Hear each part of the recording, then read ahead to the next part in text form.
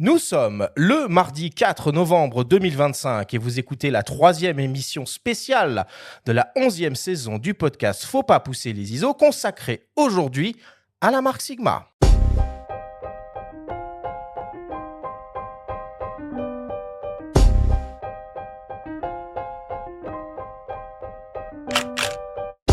Bienvenue sur Faut pas pousser les ISO, le podcast hebdo pour tous les passionnés de photos et de vidéos.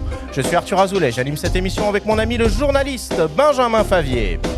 Aujourd'hui, c'est la 3e émission spéciale de la saison et on va s'intéresser à la marque Sigma, entreprise japonaise familiale depuis 1961, spécialisée dans les optiques photos, les optiques cinéma, mais aussi les boîtiers, dont le dernier en date, le BF, a beaucoup fait parler de lui. Pour en discuter, nous recevons pour l'occasion Foucault Prové, le directeur général de la filiale française de Sigma, qui est accompagné du photographe Jeff Hargrove, ambassadeur de la marque. Et c'est parti, 3e émission spéciale de cette 11e saison du podcast Faut pas pousser les ISO. Comment vas-tu, Benjamin, ce matin ? Salut Arthur, écoute, ça va très bien. Il était temps qu'on se penche un petit peu sur le cas Sigma. Oui. Ça fait 5 ans que le podcast existe, on en parle beaucoup à ces micros, assez naturel. C'est un acteur important du marché, le guide optique arrive. Ouais. Donc, dans 2 semaines. C'est pas mal, on a pas mal de choses à aborder avec nos 2 invités. Est-ce que tu as, avant qu'on commence, un petit coup de cœur, un objectif Sigma qui a une place spéciale dans ton petit cœur de chamallow ? Ouais, une optique coup de cœur, je vais citer le 65 mm f2 dans la gamme e-contemporary. Ah tiens donc. Ouais, je l'ai déjà pas mal cité, hein. Les fidèles auditeurs le savent, ou l'ont peut-être retenu ou pas, mais c'est une focale que je trouve très intéressante, qui m'a fait réviser un petit peu mon point de vue, qui est vraiment atypique entre le 50, entre le classique 85. Un peu comme le 40 peut l'être, entre le 35 et le 50, j'ai trouvé que cette focale avait des vertus pour le portrait, pour la photo de loin, en street photo aussi, donc c'est vraiment chouette. Et puis bon, on en reparlera, mais cette gamme e-contemporary avec sa construction tout métal, c'est un petit régal à utiliser. Bon, on a le plaisir de recevoir pour la première fois à nos micros dans notre studio 2 invités qui vont nous accompagner aujourd'hui. Foucault Prové pour commencer, directeur général de Sigma France. Bonjour Foucault. Bonjour Arthur. Bonjour Et Benjamin. Jeff Hargrove qu'on rencontre pour la première fois aujourd'hui. Soyez le bienvenu tous les deux. Merci. Alors, si vous le voulez bien, je vais quand même commencer par vous présenter très brièvement. Bon, Foucault, on se connaît depuis un paquet d'années, toi et moi. J'ai eu la chance, dans une vie antérieure, d'avoir l'opportunité de me rendre au Japon pour visiter les installations, on l'a fait ensemble, de Sigma, donc l'usine, le centre de recherche et développement. Bref, on t'entend très régulièrement dans ce podcast au travers de capsules, mais c'est la première fois que tu viens dans notre studio. Ça fait plus de 12 ans que tu travailles chez Sigma et tu occupes donc aujourd'hui le poste de directeur général de la filiale et tu as une formation commerciale effectuée à l'EGC de Lille. Première question, Foucault, est-ce que tu peux nous expliquer finalement ce qu'est une filiale et nous parler un peu de Sigma France avec peut-être quelques chiffres? Bien sûr. Alors, une filiale, c'est assez simple. On appartient à la maison mère, qui s'appelle Sigma Corporation, qui est basée au Japon. Et d'ailleurs, en anglais, une filiale, ça s'appelle une daughter company, donc une entreprise fille. Donc, en fait, on appartient à 100% à Sigma Japon. Et moi, j'ai la responsabilité de gérer cette entreprise qui s'occupe de l'import des produits. Donc là, c'est très technique, tout ce qui est flux logistique. Et puis après, toute la promotion, le marketing, la commercialisation. Et puis tout ce que vous voyez, les commerciaux que vous voyez sur les festivals, le salon de la photo et tous les à côté. Et ça reste quand même chouette parce que vous êtes une filiale française. Alors, il y a quand même pas mal de marques photo qui sont plutôt à l'Europe, etc. Alors, ça vous y tenez ou... Alors, si je comprends bien, en fait, toutes les grandes marques ont une filiale en France, mais c'est surtout qu'elles ont, elles, une structure européenne qui est au-dessus, qui les chapeaute. Nous, on a à la fois la chance et la malchance de ne pas avoir cette structure européenne. Ça nous laisse probablement un peu plus de liberté, mais aussi et plus de boulot. Peut-être un peu moins de coordination au niveau européen, donc peut-être un petit peu plus de discussion entre les filiales européennes pour se coordonner. Et aujourd'hui, Sigma Monde, hein, qui s'appelle Sigma Corporation, en fait, Tout à fait. c'est une entreprise de quelle taille, pour qu'on se rende compte un peu? Alors Sigma Corp, c'est environ 2000-2200 personnes au Japon, on va dire, entre 1006 et 1007 à l'usine, selon les périodes. À peu près 300 personnes au siège social, donc, dont à peu près 200 d'ingénieurs qui font de la recherche et développement. Et puis ensuite, il y a toute une équipe commerciale également au Japon qui est présente. Et ensuite, on a des filiales un peu partout dans le monde. Il y a 8 filiales qui couvrent une vingtaine de pays au total, puisque la filiale des pays nordiques regroupe pas mal de pays scandinaves et baltiques. Et puis, on a des filiales, bien sûr, en Chine, aux États-Unis, en Allemagne, au Benelux, en Angleterre, à Hong Kong, à Singapour. Et pour le reste, c'est un réseau de distribution avec des distributeurs dans chaque pays du monde.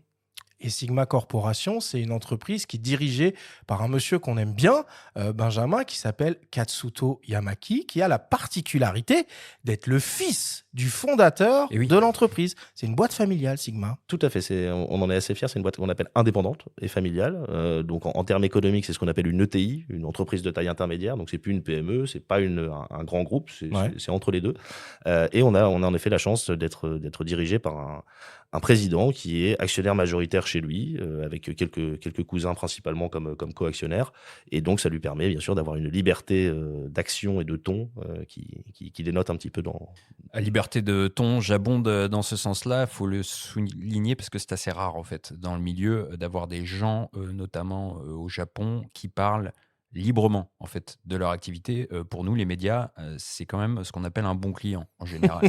C'est-à-dire que quand on est interviewé On est toujours Katsuto, content. non mais c'est vrai, vous pouvez lire les papiers chez nos confrères aussi. Je me souviens d'une très bonne interview parue sur les NUM lors du salon de la photo, je crois, l'année dernière. Et Il y a 2 ans. Damien, Il y a 2 ans, Damien Rouet de Phototrain qui a fait une belle interview CP+, je crois, en début d'année à l'occasion de la sortie du BF. Enfin, en général, il n'a pas la langue dans sa poche et cette liberté de ton qui est rare, elle est appréciée. On va en reparler dans l'émission puisqu'on va l'écouter. Et aujourd'hui, Foucault, quelle place a Sigma sur le marché de la photo? Alors, bon, il y a bien les deux secteurs d'activité, l'optique d'un côté et les boîtiers de l'autre. Alors, en boîtier, on va être très franc, on a une part de marché, comme on dit, qui est très, très faible, Mhm. mais parce qu'on n'a pas d'abord beaucoup de boîtiers, on n'a pas une gamme très, très, très, très étendue de boîtiers, et qu'on a des boîtiers qui s'adressent à des publics un peu particuliers, parce qu'on ne cherche pas forcément au niveau des boîtiers à aller concurrencer les grands fabricants, parce qu'on n'a tout simplement pas les moyens en termes d'ingénierie et de technologie pour aller les chatouiller. Donc, on choisit des partis pris technologiques et de design qui permettent d'être différenciants. Donc on avait les capteurs Foveon à une époque. Aujourd'hui, sur le BF, on a un capteur Bayer classique, mais on a un design très très particulier, une interface utilisateur complètement repensée. Donc sur les boîtiers, on a une activité qui est petite, mais qui est constante. Mhm. Et sur les optiques, là, on revendique, selon les pays, la 2e ou la 3e place de vendeurs d'objectifs par pays. Sur les optiques, justement, vous êtes membre de la Helmont Alliance, on Mhm. l'appelle comme ça, hein, depuis 2018. Est-ce que tu peux nous rappeler un petit peu en quoi ça consiste? Parce que c'est pas forcément très lisible. Pour tout le Alors, monde. ouais, l'origine de la Helmont Alliance, c'est tout simplement une problématique technologique. Sigma et Panasonic qui souhaitent se lancer dans l'hybride plein format et qui discutent pour des raisons diverses et variées, mais il y a le consortium micro 4 tiers dont on faisait tous les deux partie à l'époque. Mhm. Et dans les discussions entre ingénieurs, vient l'idée de dire ah mais il y a une marque qui a une très belle monture hybride, qui est déjà complètement développée technologiquement, mais qui n'exploite pas forcément énormément en termes de volume, qui Qui s'appelle fait aussi de l'artisanat. et qui fait voilà, quelque part. Et qui est aussi- japonaise? Ah bah non, peut-être c'est pas. Leica. Ah Non, bah oui, je suis bête. ils sont allemands. N'importe quoi. Mais donc Leica et Panasonic avaient une relation industrielle de longue date, et Sigma et Panasonic sont allés voir Leica, des discussions ont lieu, et il a été décidé de partager cette monture entre les 3 marques au départ. Et puis aujourd'hui, il y a d'autres Rejointe marques par beaucoup depuis. Hein. rejoints par, je crois qu'aujourd'hui il y en a 7 ou 8, ou peut-être même 9. Mais oui. Alors, le chiffre exact, je ne l'ai pas, mais Viltrox, même récemment. Viltrox récemment, Sirui Samyang aussi, pour les optiques, Sirui, et puis il y a également une marque Blackmagic. de caméras très spécifiques Astro. Ouais. Astro, c'est une marque japonaise de caméras d'astronomie. Donc oui, l'alliance s'étend. Bon. Alors, tu me corriges si je me trompe, mais à l'heure actuelle, à l'heure où on se parle, la gamme d'optiques Sigma, j'ai compté entre 60 et 70 modèles différents, sans rentrer sur le nombre de déclinaisons en fonction des montures. On va en parler. Alors, j'ai refait le calcul. Laisse-moi mettre la main sur mes petits papiers. Oui, je crois qu'on a à peu près 55 optiques photo. Qui sont bien sûr déclinées dans différentes montures. Et puis ensuite, on a 11 optiques pour la série High Speed Prime en cinéma. Ouais. On a 12 optiques qui arrivent pour la série Aizu Prime. On a 2 nouvelles optiques Ciné AF, une qui est annoncée, une qui devrait arriver au printemps prochain. Donc oui, on arrive tout doucement à 70 optiques. Et quand tu parles de ça, pardon, tu comprends aussi les montures réflexes précédemment ou là tu parles? Ah non, là j'ai oublié les optiques réflexes parce que quand on va pour être très honnête, la production s'arrête petit à petit, donc il reste quelques stocks un peu partout dans le monde. On va en parler, mais rapidement, parce que quand on va même sur le site des optiques hybrides, on a toujours quelques optiques DG qui apparaissent parce qu'il y avait eu cette petite transition. Tout à fait. Où on avait des optiques réflexes qui avaient été, on va dire, accommodées. Qui a été portées vers l'hybride. Voilà, portées vers l'hybride. Donc, est-ce qu'elles sont dans les 55, celles-là Non, celle-ci c'est pour Ok, d'accord. Ok. Et vous êtes une marque particulièrement dynamique parce que cette année, et l'année n'est pas encore finie, j'ai compté déjà 10 nouveaux modèles de lancés sur le marché sur lesquels on va revenir évidemment au cours de notre discussion. Jeff, maintenant, tu es photographe professionnel depuis plus de 30 ans, spécialisé dans la publicité et le portrait. Tu as travaillé pour de très grandes marques et des agences de communication prestigieuses. Tu es aussi le fondateur de Fringe, un coffee shop à Paris situé au 106 rue de Turenne, dans le 3e arrondissement, qui met à l'honneur la photographie. Tu as également lancé Fringe Enfant Rouge, une galerie qui propose des photographies vintage et contemporaines, qui est, elle, située au 37 rue Charlot, également dans le 3e arrondissement de Paris. Jeff, c'est quoi le lien que tu vois entre le café de dégustation et la photographie ? En fait, j'ai fait beaucoup de publicité, comme tu l'as dit. Et je voulais revenir aux bases, faire des livres, faire des expositions, etc. Et donc, je me demandais comment, et je ne voulais pas forcément en vivre complètement. Donc, je me suis dit, mais comment je vais faire ? Alors, j'avais toujours été attiré par le café ou des lieux qui proposent un moment de détente, etc. Et tu as été un peu précurseur même sur... Parce que bon, des coffee shops, il y en a beaucoup maintenant, mais au départ, tu étais un peu précurseur du truc, quoi. Oui, tout à fait. Donc, en fait, j'avais goûté un expresso de ce qu'on appelle des specialty coffee. Donc, c'est du café, si je peux me le permettre, un peu artisanal. Ouais. Donc, c'est des cafés qui sont notés à plus de 80 sur une échelle de 100 par des professionnels. Et en fait, quand j'ai goûté ce café, j'ai eu une explosion, un moment de Proust avec la Madeleine. Je dis waouh, c'est incroyable. Ça me rappelle mes premiers séjours à Paris où je me suis dit ah oui, j'aimerais bien ouvrir un endroit à moi, une boulangerie avec les pâtisseries de ma mère. Donc c'était vraiment quand j'étais étudiant à Paris. Et donc je me suis dit mais alors. Ouais, j'en ai pas vu beaucoup à Paris, il y en avait quelques-uns, j'ai commencé à explorer. Après, je me suis posé la question, est-ce que ça marche ? Parce que là où j'ai goûté ce café, il n'y avait personne dedans, j'étais le seul client pendant des heures, etc. Parce que c'était tout au début. Et donc, je me posais des questions. Et donc, après, j'ai fait une formation de barista pour savoir est-ce que je vraiment aime ce métier avant de me lancer. Et ce que j'ai découvert, et que je reviens à ce mot artisanal, c'est que le barista, j'ai fait beaucoup de parallèles entre le barista et le photographe. Le barista, il s'exprime à travers le café. Il a une recette. On peut appeler ça de la chimie ou ce qu'on veut, mais en fait, il travaille le café et il le propose à son audience, ce qui est ses clients. Et chaque barista, travaillant le même café, va avoir peut-être des légères différences en goût. Donc, c'est vraiment un point de vue personnel. C'est comme le photographe. Si plusieurs photographes font la même photo, le même sujet, ils ont un point de vue différent avec une lumière différente, ils s'expriment et ils montrent à leurs audiences leur point de vue sur ce sujet-là. C'est aussi, et moi j'ai travaillé beaucoup avant le numérique à la chambre. Et donc ça c'est quelque chose de très précis, très pensé. Et le barista aussi, s'il fait son travail correctement et il est impliqué, il doit réfléchir au goût, comment je paramètre la machine à café, comme le photographe, comment il va paramétrer la chambre ou l'appareil photo pour arriver au résultat qu'il le souhaite. Et donc, ça m'a donné une idée encore plus. Donc, ça m'a mené sur mon chemin et j'étais encore plus déterminé de marier les deux.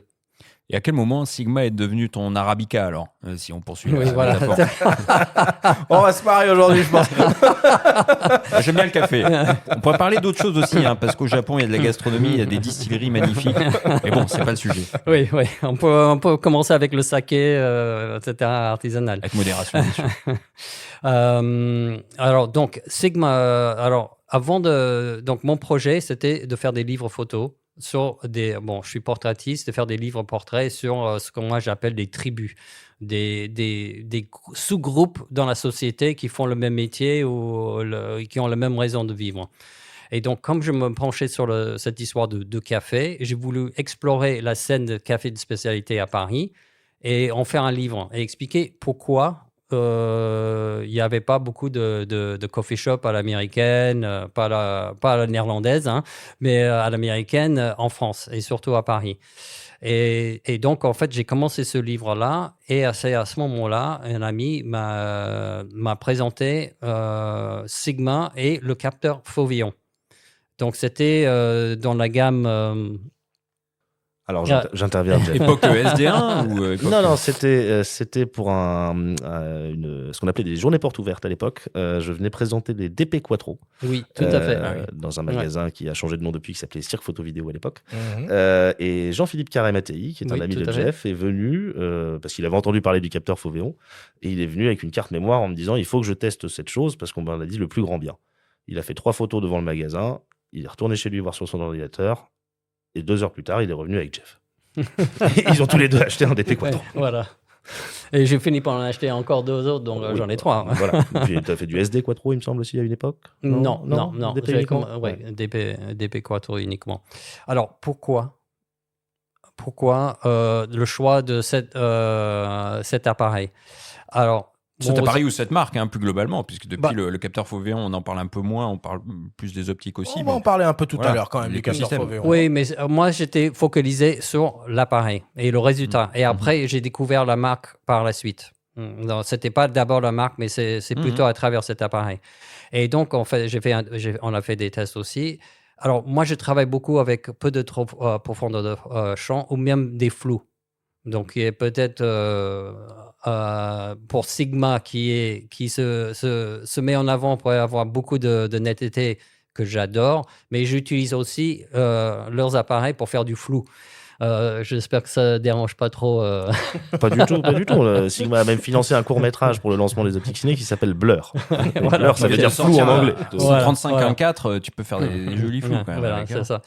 Et donc, le Fauvéon, le flou du Fauvéon à l'époque que j'ai utilisé, et on ne peut pratiquement pas distinguer une photo argentique dans le flou avec le Fauvéon.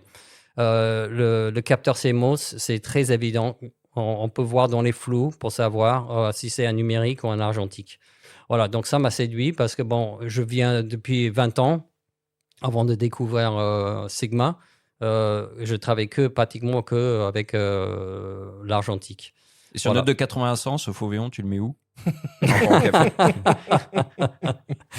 Alors, donc, en fait, ces DP Quattro sont en fait des objectifs fixes. Donc, j'en ai acheté 3 pour couvrir la gamme, les photos que je voulais faire. Et donc, j'ai réalisé un livre que j'ai appelé Paris Coffee Revolution parce que j'estimais que ces gens qui sont allés à l'étranger, qui sont inspirés de ce qui se passait en Amérique, en Australie, en Europe du Nord, et revenir en France et aller à la rencontre de tout l'establishment du café en France.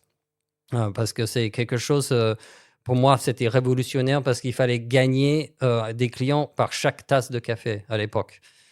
Et je fais un parallèle aussi avec Sigma, qui pour moi, un peu dans le même esprit, c'est révolutionnaire, le petit contre les grands, entre guillemets, qui font quelque chose de très particulier, très personnel, et qui vont peut-être à l'encontre de ce qu'on a l'habitude de voir dans le monde de la photo. C'est une belle transition. Ouais, exactement. Et bah du coup, on va entrer un peu plus dans le détail de Sigma Corporation. Alors la société Sigma, c'est carrément un ovni dans le panorama des grands industriels de la photo mondiale. C'est une entreprise japonaise, on l'a évoqué, de renommée mondiale avec plus de 65 ans d'existence, dont l'unique activité est la production de produits photos et vidéos. Et ça, c'est aussi assez rare. C'est une entreprise qui est restée familiale et indépendante, qui est actuellement dirigée par le fils de son fondateur, on l'a évoqué. C'est une entreprise qui met un point d'honneur à valoriser le savoir-faire japonais en termes de conception et de production d'optique, on va en parler. Et c'est une entreprise qui propose des produits de haute qualité et innovants aux photographes et aux vidéastes dans presque toutes les montures du marché. Foucault, Sigma, la devise de Sigma, c'est « The Art of Engineering, Engineering for Art ». Vrai programme d'anglais, Arthur. Tu peux nous expliquer un peu ce qui se cache derrière cette phrase? Alors, je dirais que c'est la vision du dirigeant actuel, Katsuto Yamaki, avec les actifs que lui ont transmis son papa. Michiro Yamaki était un ingénieur. Sigma est une boîte d'ingénieurs, comme on le dit assez souvent en interne. Michiro Yamaki, c'est l'inventeur du doubleur de focale.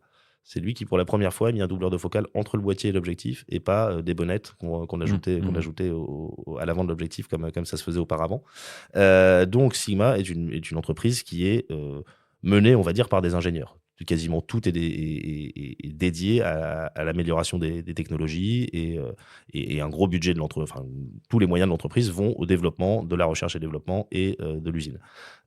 Et Katsuto Yamaki, lui, il vient y mettre sa touche. Katsuto Yamaki, alors si vous l'avez déjà vu, il a un style un petit peu de dandy. Il est très élégant. Stylé, très Petit stylé. côté Andy Warhol. Ouais, Il est très très élégant. C'est peut-être ses seuls excès, c'est peut-être chez le tailleur, parce que c'est quelqu'un qui a une vie très très sobre.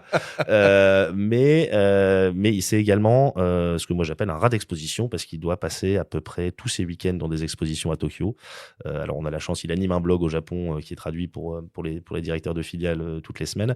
Et quand on voit ses résumés de week-end, bah oui, le week-end dernier, il a fait 5 expositions différentes, 2 qui concernent Sigma et 3 qui ne concernent pas Sigma. Donc l'art et la culture ont une place très très importante dans son cœur. L'ingénierie, c'est ce qui a fait Sigma, de Sigma ce que l'entreprise est aujourd'hui. Donc je pense que ce slogan résume bien la fondation de Sigma et ce que le dirigeant actuel y apporte. Puis le côté familial et proche des employés, il a l'air appuyé par le fait que j'ai cru comprendre qu'il n'a pas vraiment de bureau propre fermé.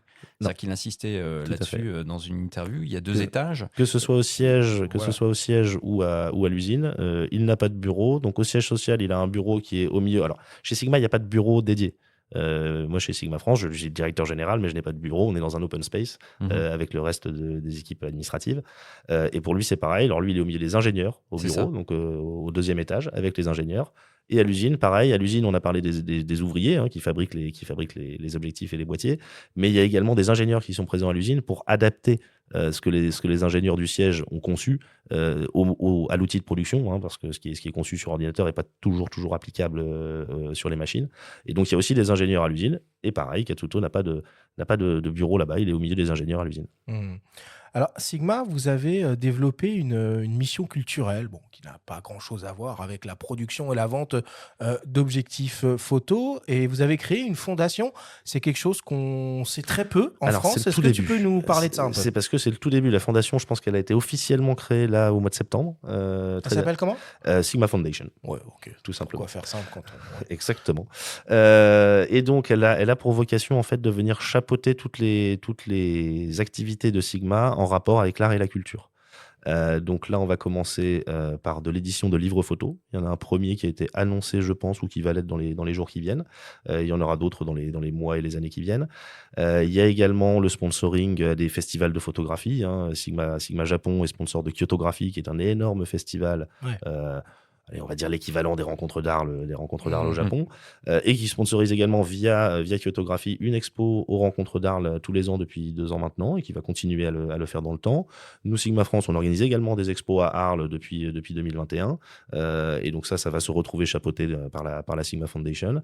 Et il y aura toutes sortes d'activités. On célèbre les 15 ans de Photographiska, qui est un musée dédié à la photographie à Stockholm à l'origine, et puis qui a essaimé à Berlin et à Tallinn, et à Shanghai également. Et donc, voilà, le but est de promouvoir et soutenir toutes les formes de culture et d'art. Donc ça fait sens avec ce que tu disais par rapport à Katsuto Yamaki et son amour pour l'art. C'est un choix personnel de sa part, ou c'est une réflexion que vous avez eue tous un petit peu, et puis comment ça va se formaliser? Si par exemple Jeff veut faire un bouquin, ça veut dire il peut peut-être espérer que ce soit pourquoi pas. fait via cette fondation. Tout à fait. C'est pourquoi pas envisageable. Ouais. Ok. Alors, on connaît surtout Sigma pour ses objectifs. On connaît un peu moins la marque, tu m'en voudras pas, Foucault, pour son volet boîtier, qui pourtant date de 1976 avec le premier réflexe 24-36 argentique, évidemment, le Sigma Mark I. Beaucoup de chemin parcouru pour arriver jusqu'au BF, et on vous propose d'écouter le témoignage de Katsuto Yamaki, le CEO de Sigma Corporation. Il nous retrace l'histoire des boîtiers et innovations Sigma. We developed our Sigma Mark I for the first time in 1971, not 75, sorry. Nous avons The my développé father, notre the founder Sigma of Mark Michihiro I Yamaki, pour la première he fois en had a dream to 1971. make Enfin, Sigma the camera manufacturer. 1975, désolé. And Mon père, Sigma le Mark I fondateur was Michihiro the Yamaki, very avait first un rêve, camera faire de to Sigma achieve un fabricant such his d'appareils dream. photo. Et le Sigma Mark I fut la toute première caméra pour réaliser ce rêve. And then we had several film cameras, such as SA300, SA5, things like that. Ensuite, And then, nous avons eu after des appareils 2000, photo argentiques we similaires started comme le developing and SA300, le manufacturing SA5, digital ce cameras, genre de choses. including Puis, SD après series, 2000, DP nous avons series, commencé à and développer et FP fabriquer des series, appareils and photo PF cameras numériques, this year. incluant les séries SD, DP, FP, ainsi que la caméra BF cette année. As you know, we are not the major brand for camera body yet. So we believe our mission Comme vous le for the savez, camera nous ne body sommes pas development encore une and marque for the majeure camera pour les body boîtiers d'appareils market photo. is to Donc nous provide croyons que notre the very mission unique dans le développement product des which boîtiers est no other espérer company has apporter or au no other marché company un try produit to très provide to unique the market. que d'autres entreprises n'ont pas ou n'ont pas essayé de proposer. I respect all the camera bodies from major manufacturers, but it looks to me that all the major companies are looking at the same direction. Je respecte Which is tous good. les boîtiers des They principaux provide very, fabricants, very mais good il me camera. semble But que toutes les I grandes also entreprises believe regardent dans in la the même market in the direction, world, ce qui est there bien, are car many elles type of proposent de users très bons who are appareils. looking Mais je crois for aussi que sur le something marché more mondial, unique or il something existe different beaucoup de from the types existing d'utilisateurs qui camera recherchent quelque camera chose de products. plus unique ou de différent des produits photo existants. So I believe Sigma can contribute to the development of the Donc je crois que camera Sigma peut market and also contribuer au photo développement culture du by marché de providing l'appareil our photo et unique aussi à la camera. culture photographique en proposant notre appareil unique. We are still making several prototype sensors. The sensor itself is not still the full frame sensor, but the pixel architecture Nous fabriquons is encore plusieurs one we prototypes are de capteurs. Le aiming capteur to lui-même n'est implement pas in encore the un capteur final full frame, mais frame l'architecture volume des sensor. pixels est celle Right que now, nous we are visons à now implémenter dans le developing futur and capteur Foveon full frame. narrowing down the Nous several développons technical issues actuellement et in the résolvons pixel plusieurs problèmes architecture. techniques liés à cette architecture pixel. Once we become confident about the pixel architecture or the performance of the pixel architecture, we Une fois que move nous to serons the confiants dans development of l'architecture the des full frame pixels ou sa sensor using performance, that nous passerons au pixel développement du capteur full frame utilisant cette architecture. We have some schedule and milestones, but I don't think I can share that information today. So, which I feel sorry about the customers who've been waiting for the Nous avons un full calendrier et frame des Foveon jalons, sensor mais je ne pense cameras pas pouvoir for partager years. cette information But I aujourd'hui. hope Je suis customers désolé can pour les be clients qui attendent depuis patient des années and les appareils looking photo forward full to frame the avec new capteur announcement from Foveon, us. mais j'espère qu'ils pourront patienter et attendre la prochaine annonce de notre part. Bon, Monsieur Yamaki nous raconte beaucoup de choses dans son témoignage. On a essayé de lui tirer les vers du nez pour savoir quand le premier boîtier Sigma avec capteur Foveon full frame allait arriver. On n'a pas réussi. On va tenter notre chance avec Foucault.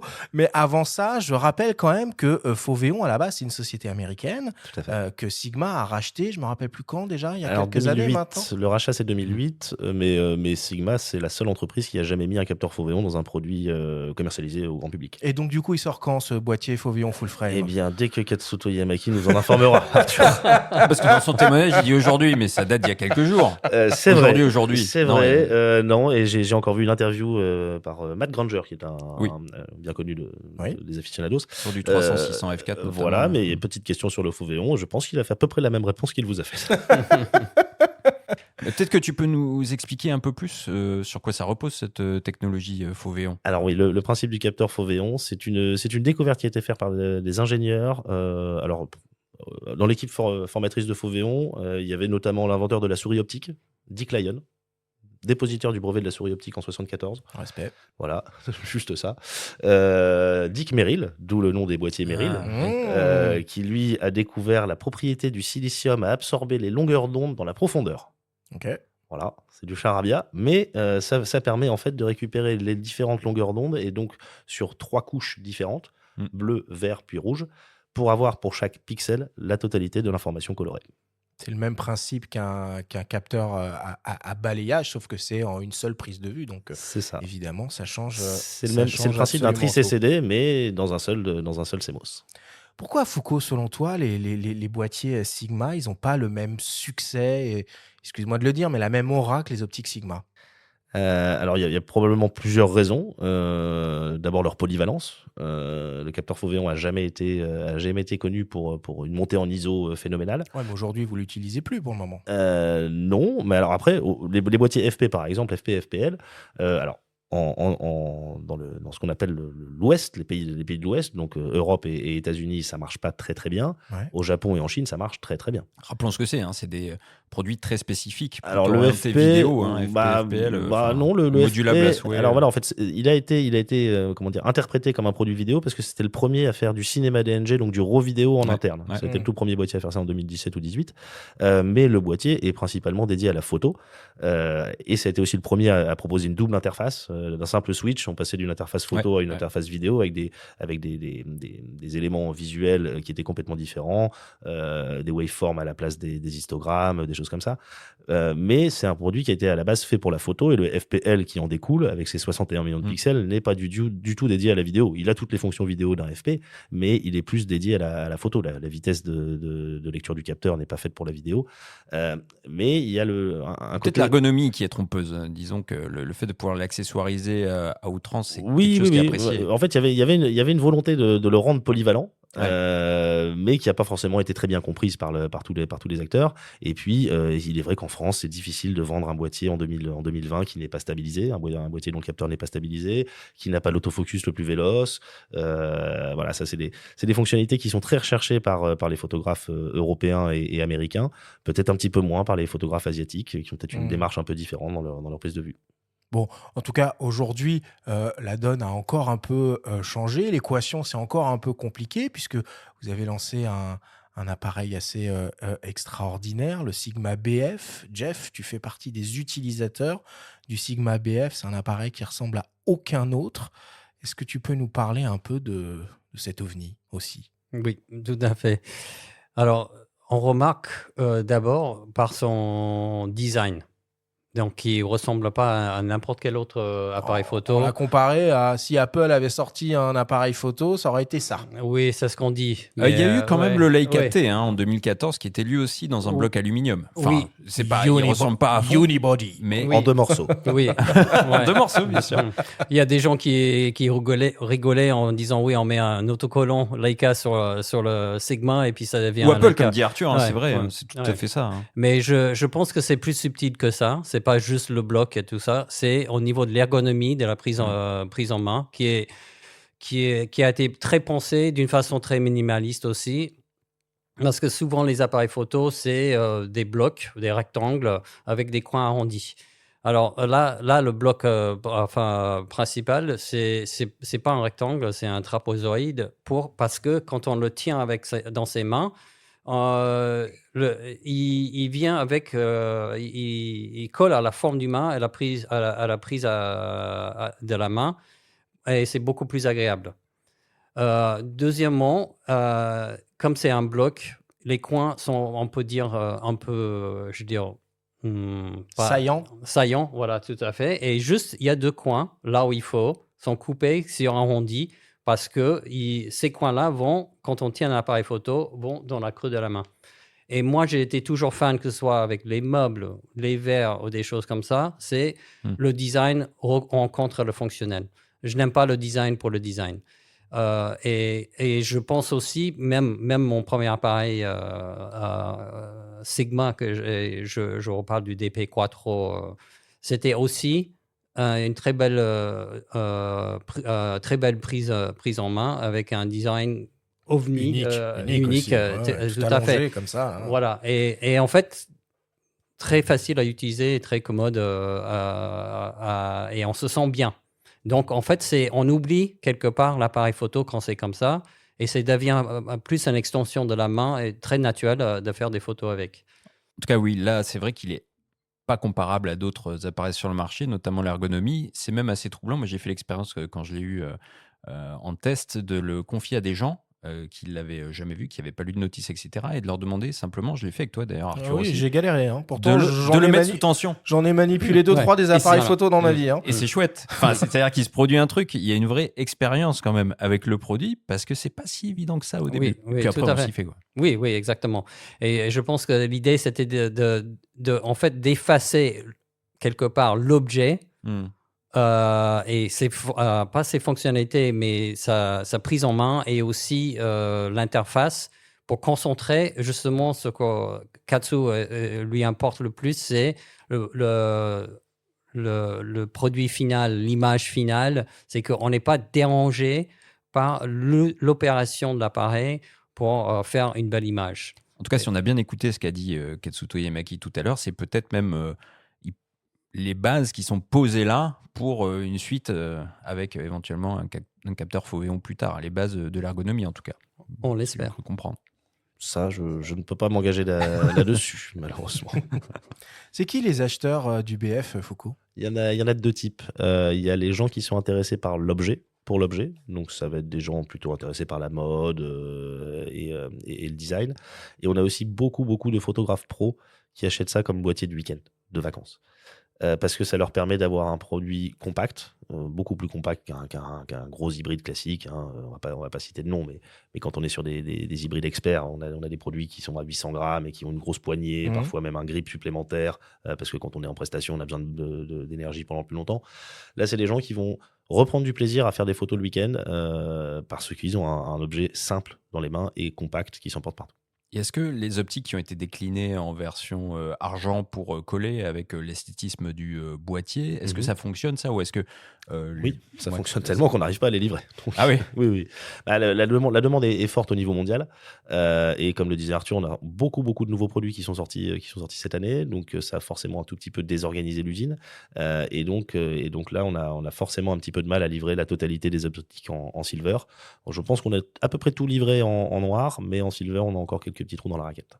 Bon, la transition est toute trouvée, puisqu'on va s'intéresser à l'outil de production Sigma. Cette année, la marque a reçu une distinction japonaise prestigieuse avec un Good Design Gold Award, qui a été décerné au BF d'ailleurs, pour sa conception et son usinage unibody, c'est-à-dire à partir d'un seul et unique bloc d'aluminium. Cette prouesse est réalisée dans la seule usine du constructeur, qui est située à Aizu, dans le nord du Japon. Nous nous sommes entretenus avec Denju Matsumoto, le directeur de l'usine. On l'écoute. Our factory started in the production from 1973, and then it passed more than 50 years now, and we keep enlarging the factory. Nous avons commencé la production en 1973, il y a plus de 50 ans désormais. Nous continuons d'agrandir l'usine depuis, que nous avons de nombreux process de fabrication. one policy. Donc on essaye de rendre l'usine that de plus en is plus grande avec small une idée en office tête. Petit big bureau, factory. grande usine. So once we have a profit with the production, and then we invest the most of the money for Dès que nous faisons du development profit, and, on investit pour le enlarging the, développement et factory. l'agrandissement de l'usine. We make all of the products in this factory because this factory is Nous fabriquons l'intégralité des integrated, produits dans cette factory. usine qui est intégrée. Donc on peut faire toutes les pièces, tous les produits. We do product all of the parts. So once we buy the material from the supplier, we can make every single part. In this factory also. Après avoir assemble acheté les the matériaux lens bruts with auprès de using with sous-traitants, on peut fabriquer those toutes les parts pièces dans cette usine, produced by mais us. aussi l'assemblage des optiques. Small office, big factory. Tu peux nous donner des chiffres qui font un peu tourner la tête, Foucault, sur l'usine. les volumes de produits, la cadence de production des optiques Sigma? Bien sûr, comme on le disait, donc 1600, 1700 ouvriers à l'usine, 70 000 à 90 000 objectifs par mois. Par mois? Par mois. Mais c'est énorme. Ouais. Oui. 55 000 mètres carrés d'usine sur un terrain qui en fait 80 000. Donc il y a encore un peu de place. Bah, plus beaucoup de place, il y a des parkings quand même. Il faut bien que les gens se rendent à l'usine. Mais bon, j'ai cru comprendre qu'ils avaient pu racheter un petit bout de terrain juste à côté. Donc l'extension est toujours envisageable. Oui, et puis la volonté, comme le disait Denjo-san, d'intégrer un maximum de process à l'usine. Pour vous donner une idée, on fait nous-mêmes les moules pour l'injection plastique, ce qui est assez exceptionnel. On fait tout de A à Z. La moindre vis. Les vis, on fabrique, ils vont jusqu'à fabriquer des outils pour la production directement dans l'usine. Des outils qui vont être utilisés pour l'assemblage ou même pour d'autres process. Les lames de diaphragme qui sont triées une par une. Cette petite anecdote un petit peu misogyne, mais assez incroyable. On ne peut pas mettre des hommes à cette place. Pourquoi ai-je posé la question en visitant l'usine? Parce qu'au bout de 2 jours de travail, ils quittent leur poste. Seules des femmes sont capables de faire ce travail de persistance, de tri des c'est pas misogyne, au contraire, c'est plutôt. C'est tout à leur honneur. Ça peut être interprété de toute manière, mais c'est vrai que voilà, ça va jusque là. C'est assez incroyable quand on visite l'usine. Il y a une salle avec, je crois, plus de 10 000 machines CNC. C'est assez incroyable.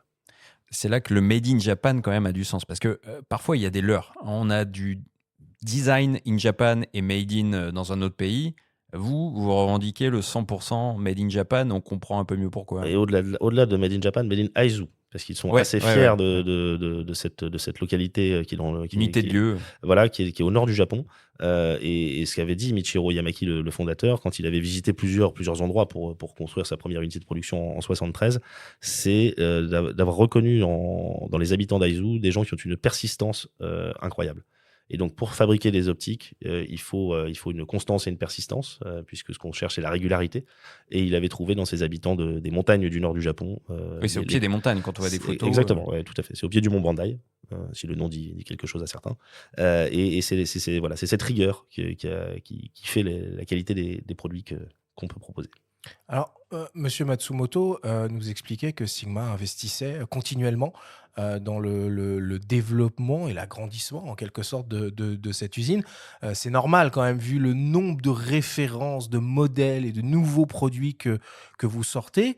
J'ai vu passer une information il y a quelques semaines que, par exemple, sur certains modèles, vous alliez mettre en place un système de liste d'attente, de précommande pour, j'imagine, arriver à un volume critique qui fait que vous allez lancer une production et attribuer une ligne. Ça va être ça pour tous les objectifs? Comment ça se passe? Non, pas du tout. Ça se présente uniquement sur un objectif qui est le 14 mm f1.4 DGDN, donc une optique très très particulière, ultra grand angle et ultra lumineuse. Et c'est un produit pour lequel l'usine a un petit peu de mal à gérer le procurement, donc l'approvisionnement des parts, des pièces pour lancer une production. Et donc, afin de sécuriser la production et de ne pas en produire ou trop pour une année ou de quantité insuffisante, ils nous ont incité à essayer de réunir des précommandes sur un laps de temps certain avant de lancer une production en février prochain pour une livraison en mars prochain. C'est très innovant et ça n'a pas forcément encore rencontré le On se succès. croirait presque chez Ferrari, là, du coup. Bah, on est sur une optique de type exceptionnel et donc ça peut se comprendre pour ce type d'optique. Bien sûr que jamais on ne proposera ça pour des optiques beaucoup plus standards, mais ça se fait déjà quasiment dans le milieu du cinéma, hein, ça se fait aussi. C'est des productions très particulières et donc afin de ne pas trop désorganiser l'usine, ils ont préféré mettre ce système en place uniquement pour le 14 mm f1.4. Ok. Alors, vous dites que vous fabriquez tout maison, in-house, made in Aizu. Il y a quand même, si j'ai bien compris, une chose que vous ne faites pas vous-même, c'est les verres, les lentilles, les raw lens, Tout à fait. comme on les appelle. Alors, on connaît ce grand fournisseur japonais qui s'appelle Oya, qui, je pense, fournit une très grande majorité des verres à tous les opticiens Tout à fait. japonais. Il y a des marques quand même qui vont jusqu'à faire leurs propres verres. Ah bah ça tu dois le savoir plus que moi. mais C'est moi, une affirmation. Ouais, C'est ah oui, Nikon. c'était oui, voilà, Ouais, voilà. ouais. Moi, la seule que je connaisse c'est Nikon. Ouais. J'ai déjà vu plusieurs vidéos de leur usine de leur fonderie. Hein, Ikari Glass. c'est une fonderie. Pour la petite histoire, on achète du verre donc principalement à Oya, mais également à Ohara. Ok. Voilà, qui est une autre entreprise japonaise. Et pourquoi on ne fabrique pas notre verre c'est une bonne question, mais je pense que Sigma est une entreprise entre guillemets plus jeune que Nikon. Nikon a passé les 100 ans, il me semble, il y a déjà une dizaine d'années. Ouais. Nous, on est arrivé, peut-être qu'il y avait déjà suffisamment de fabricants de verre au Japon. Peut-être qu'il y a plus de 100 ans, il n'y avait pas beaucoup de fabricants de verre. Et que en 1961, quand on arrive sur le marché, il y a suffisamment de fabricants de verre. Et c'est plus sur la conception des produits et l'originalité des produits qu'il faut se démarquer. Et en tout cas, tout le contrôle qualité, il est maison aussi. Est-ce que tu peux nous raconter un petit peu comment ça se passe au niveau des bancs de contrôle, justement? Un objectif, il est fabriqué. Enfin, il y a d'abord toutes les pièces détachées qui sont fabriquées les unes après les autres. Des fois voir des éclatés sur les salons, c'est assez spectaculaire. Tout à d'ailleurs. fait. On en a déjà montré. Bon, pour la petite histoire, on aurait dû en montrer un du BF sur le salon de la photo cette année, mais il n'est pas arrivé. L'éclaté était en voyage en Angleterre, il n'est pas arrivé à temps pour le salon de la photo. Donc on vous a proposé les différents blocs d'aluminium, les différentes étapes de fabrication du BF, mais on aurait dû avoir un éclaté du boîtier sur le salon. Moi, ce que j'adore, c'est quand il y a les objectifs qui sont coupés en deux. Ouais, c'est ça. Ça, c'est très beau. Je me souviens du 24-105. 24-105, lui, on l'avait fait pièce par pièce. On l'a encore au siège de l'entreprise. Si vous passez déposer un produit en SAV, vous verrez le 24-105 éclaté. 600 et quelques pièces, si je me souviens bien. Et donc toutes ces pièces sont fabriquées en avance, sont mises à disposition d'une chaîne d'assemblage. Là, on va assembler les produits. Et une fois que les produits sont assemblés, eh bien, ils vont être testés un par un, tous, sur un banc de test qu'on appelle le Aizu A1, qui a été développé à base d'un capteur de boîtier Merrill. Donc un capteur Foveon, et donc on va mesurer grâce à ce banc de test, on va mesurer absolument tout ce que les ingénieurs souhaitent retrouver dans le produit final et qu'ils avaient conçu. Et si le produit ne correspond pas aux standards prévus par les ingénieurs, alors le produit ou retourne en chaîne d'assemblage ou sera décomposé. Bon. On a beaucoup parlé de Sigma, des valeurs de Sigma. T'es sensible, Jeff, à cette culture d'entreprise? Tout à fait, tout à fait. Quand j'ai reçu le boîtier BF avec son nouveau packaging, déjà, de premier abord, c'était une surprise parce que j'avais été habitué au packaging noir et blanc, très brillant, etc., qui, pour moi, ne reflétait pas tout à fait l'idée et la qualité que pour moi représentait Sigma. Mais quand j'ai vu ces packaging avec du papier mat, avec des gammes de verres différents selon si c'était le packaging pour le boîtier ou l'objectif, donc c'est déjà une première surprise et peut-être émotion. Donc en regardant ce nouveau packaging, je me suis dit, mais c'est tout à fait, ça reflète exactement ce que moi je pense que sont les valeurs de Sigma. Donc il y a un côté très personnel, une attention aux détails, et que pour moi c'est très important. Et il y a aussi un côté artisanal parce qu'un papier mat texturé, c'est pas un papier, je dirais, grand public qu'on va trouver partout sur beaucoup de packaging industriel en ce moment. quand on ouvre la boîte, j'ai aussi découvert une petite pochette avec un petit livret qui expliquait les valeurs de Sigma. Donc, c'était une entreprise familiale, artisanale, et qu'il se souciait non seulement, peut-être c'est très japonais, mais je pense que dans ce monde un peu plus déshumanisé, il se soucie aussi du bien-être des ouvriers et leurs familles. Et donc, pour moi, c'est très important. Et je pense que c'est aussi une façon pour Sigma d'avoir ce corps d'ouvriers qui œuvrent pour faire la qualité et qui s'impliquent à fond. Et tu nous as ramené le petit livret du 45 mm Contemporary. Ça fait objet premium, en fait. C'est-à-dire que quand tu l'ouvres, le papier est de qualité. C'est vrai que ça donne envie, quoi. Oui, ça donne envie. Tiens, on n'a pas acheté un truc cheap. Oui, même avant de voir l'objectif, on a ce petit livret. Donc, en fait, pour moi, juste le packaging représente les valeurs de Sigma. Alors, il y a un aspect aussi qui est hyper important sur les produits Sigma, c'est le prix.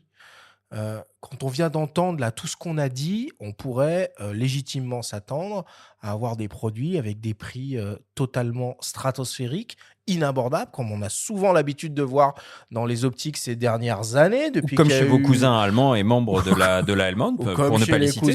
comme chez les cousins Ouais. allemands.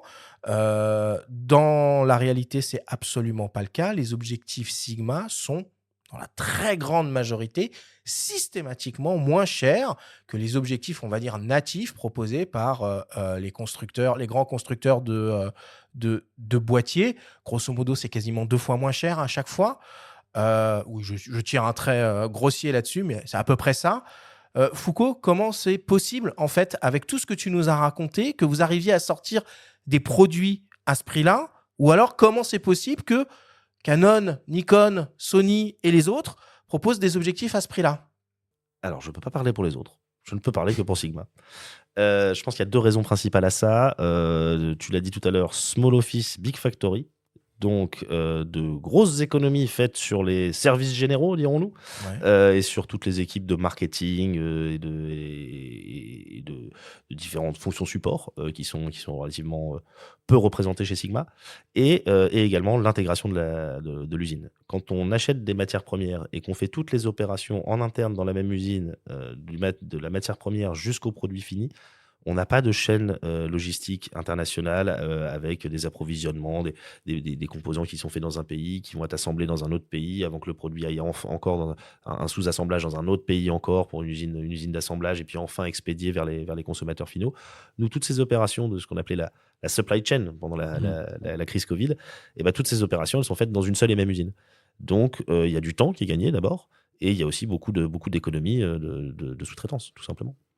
Par rapport à ce qui s'est passé aux États-Unis et la hausse douanière notamment, est-ce que vous avez répercuté ça sur les prix là-bas? Oui, il y a eu une augmentation au mois de juin des prix des produits aux États-Unis, mais qui ne représente pas la totalité de la hausse des taxes.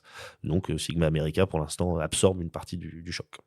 Mais ça fait partie de la philosophie de l'entreprise, Foucault, parce que quand on voit les prix pratiqués par d'autres constructeurs, on pourrait se dire que vous pourriez être tenté aussi de finalement aller venir vous aligner ou vous approcher sur ces, Oui, alors sur certains ces tarifs. Et du coup, si je comprends bien, de marger beaucoup plus. Alors, bon, déjà, c'est pas forcément que de la marge, hein. Il y a aussi des gros coûts, des gros investissements en technologie et puis des coûts de fabrication, hein, qui peuvent être différents. Donc c'est pas forcément le sujet.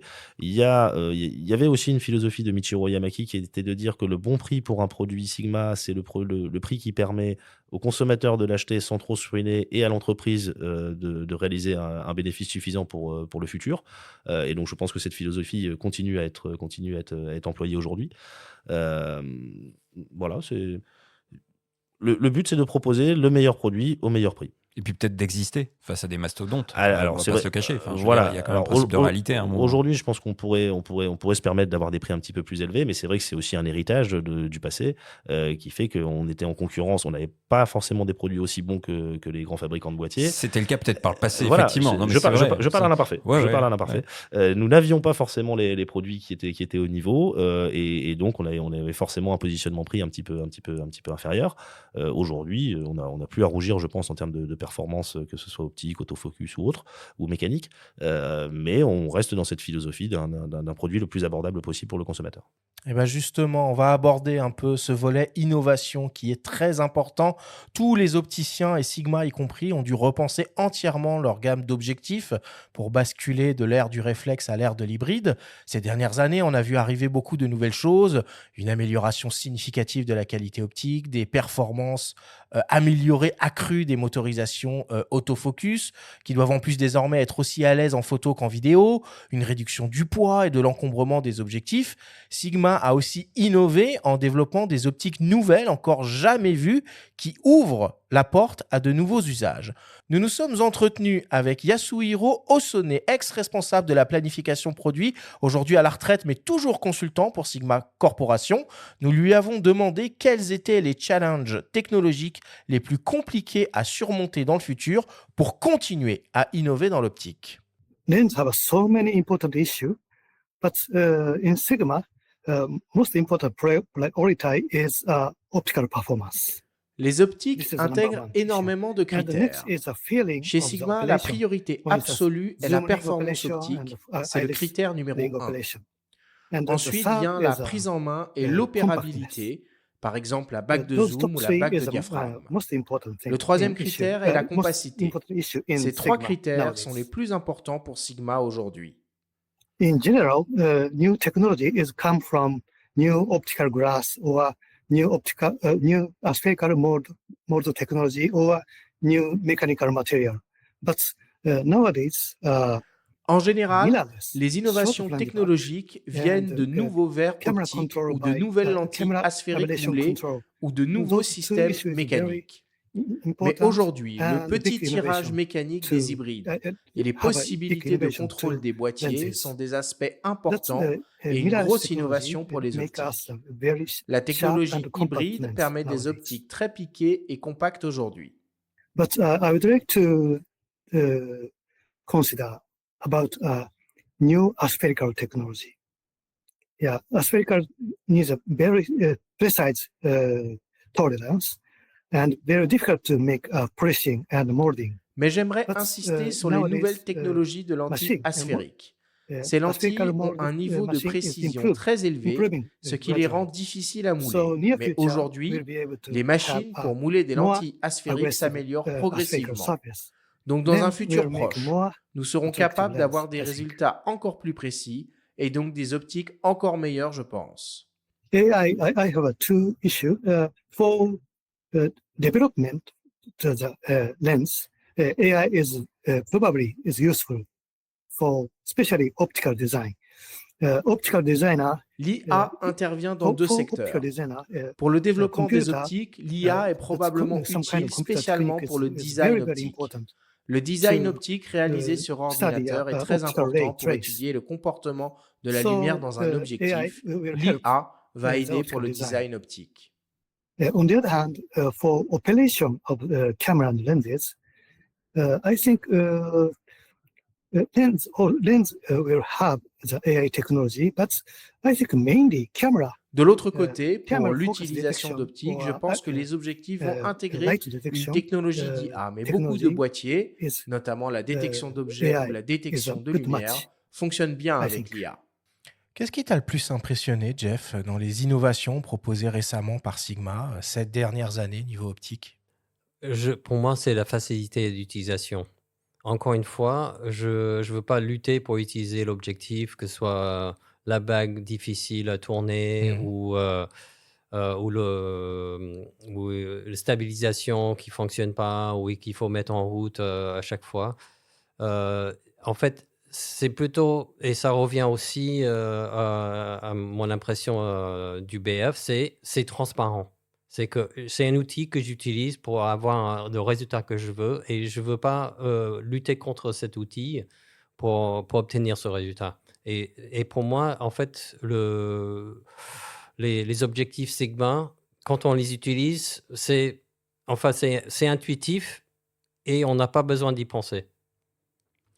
Par rapport aux performances, il y a quelque chose d'intéressant qui est souligné aussi, on en a parlé juste avant, c'est qu'à l'époque, peut-être des réflexes, il y a la définition des capteurs qui augmentait et peut-être que les performances optiques ne suivaient pas. Non, on a l'impression aujourd'hui que c'est l'inverse, c'est-à-dire que vous avez devancé avec les capteurs qu'on a de 60 millions, etc. Vous avez conçu des optiques qui sont désormais ultra performantes au très haute définition. Est-ce que ça s'est inversé de ce côté-là ou vous avez tiré les expériences de l'époque réflexe? Non, je pense que c'est plus une révolution entre guillemets technologique qui est arrivée. Monsieur Ossonnet qu'on a entendu à l'instant, il aime beaucoup parler des différentes ères de la photographie qui durent toutes à peu près 25-30 ans. Donc si vous prenez le réflexe numérique, ça a duré à peu près 25-30 ans. Vous revenez en arrière, vous prenez le réflexe argentique, 25-30 ans. Et puis avant, c'était le télémétrique. Et ainsi de suite. Et donc, tous les 25-30 ans, il y a une révolution technologique qui arrive. Et donc, je pense que la révolution sur les optiques ne s'était pas faite entre le film et le réflexe numérique. Ouais. Et elle s'est faite, oui, en anticipation un petit peu de l'hybride. Mais pour nous, ça remonte à 2012. Alors, 2012, vous allez me dire, c'est le premier vrai hybride plein format de la 7 première génération. 2013 pour le Sony A7. Et donc Sigma Global Vision, donc les optiques art, contemporain et sport, et notamment les focales fixes, le 35-1.4 art, ça c'est 2012. Et donc il y avait déjà eu une anticipation. Donc je pense pas que ce soit lié au capteur. Je pense que c'est plus peut-être la technologie optique qui avait pris un peu de retard par rapport à la technologie des capteurs et qui d'un coup au début des années 2010 s'est mise à évoluer beaucoup, puisqu'aujourd'hui toutes les marques qui fabriquent des objectifs font des objectifs très performants. Ouais. Sigma est un constructeur qui propose des objectifs dans sa propre monture, la monture L, mais aussi peut-être même avant tout dans de nombreuses montures du marché. C'est l'une des forces du constructeur. Les photographes et les vidéastes, peu importe leur matériel, peuvent utiliser en alternative aux objectifs natifs des objectifs Sigma. Foucault, aujourd'hui, vous couvrez combien de montures et dans quelle catégorie d'objectifs? C'est question pour un champion, là. Alors, attends, je compte. On compte les objectifs réflexes, il reste encore. Allez, on oublie les réflexes. Deux près. Alors, full frame hybride L et E. Et ensuite, sur les petits formats, on est sur de l'EFM, de RF, un peu de Z, du 4/3 et du Fuji. Donc, ça doit nous faire 7 montures différentes, je pense. Ça continue le 4/3. Le 4/3, on continue à produire les 16, 30 et 56 mm qui sont au catalogue. Mais je ne pense pas qu'il y ait de nouveaux développements en cours. Et pourquoi les modèles full frame Sigma sont pas encore déclinés en monture Canon RF et surtout en monture Nikon Z, parce qu'il y a d'autres constructeurs qui le font pourtant. T'as pas le jingle là, question qui tue?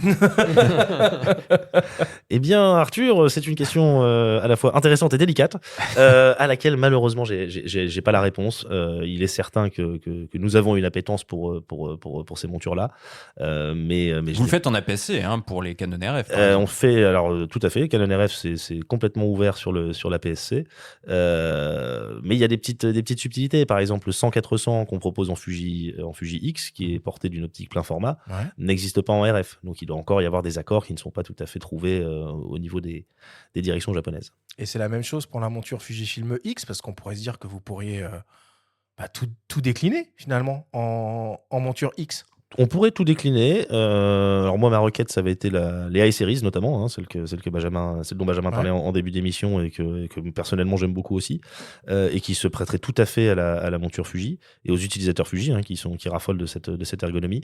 Pourquoi ça n'a pas encore été fait, je n'ai pas trop d'idées, puisque le 100-400 lui est plein format, a été porté pour le X.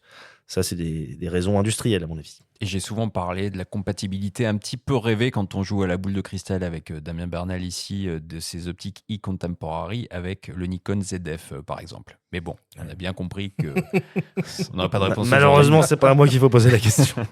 Alors, il y a 3 grandes familles d'objectifs chez Sigma. Il y a les art, les sport, les contemporary. C'est l'équivalent de expert, pro et débutant?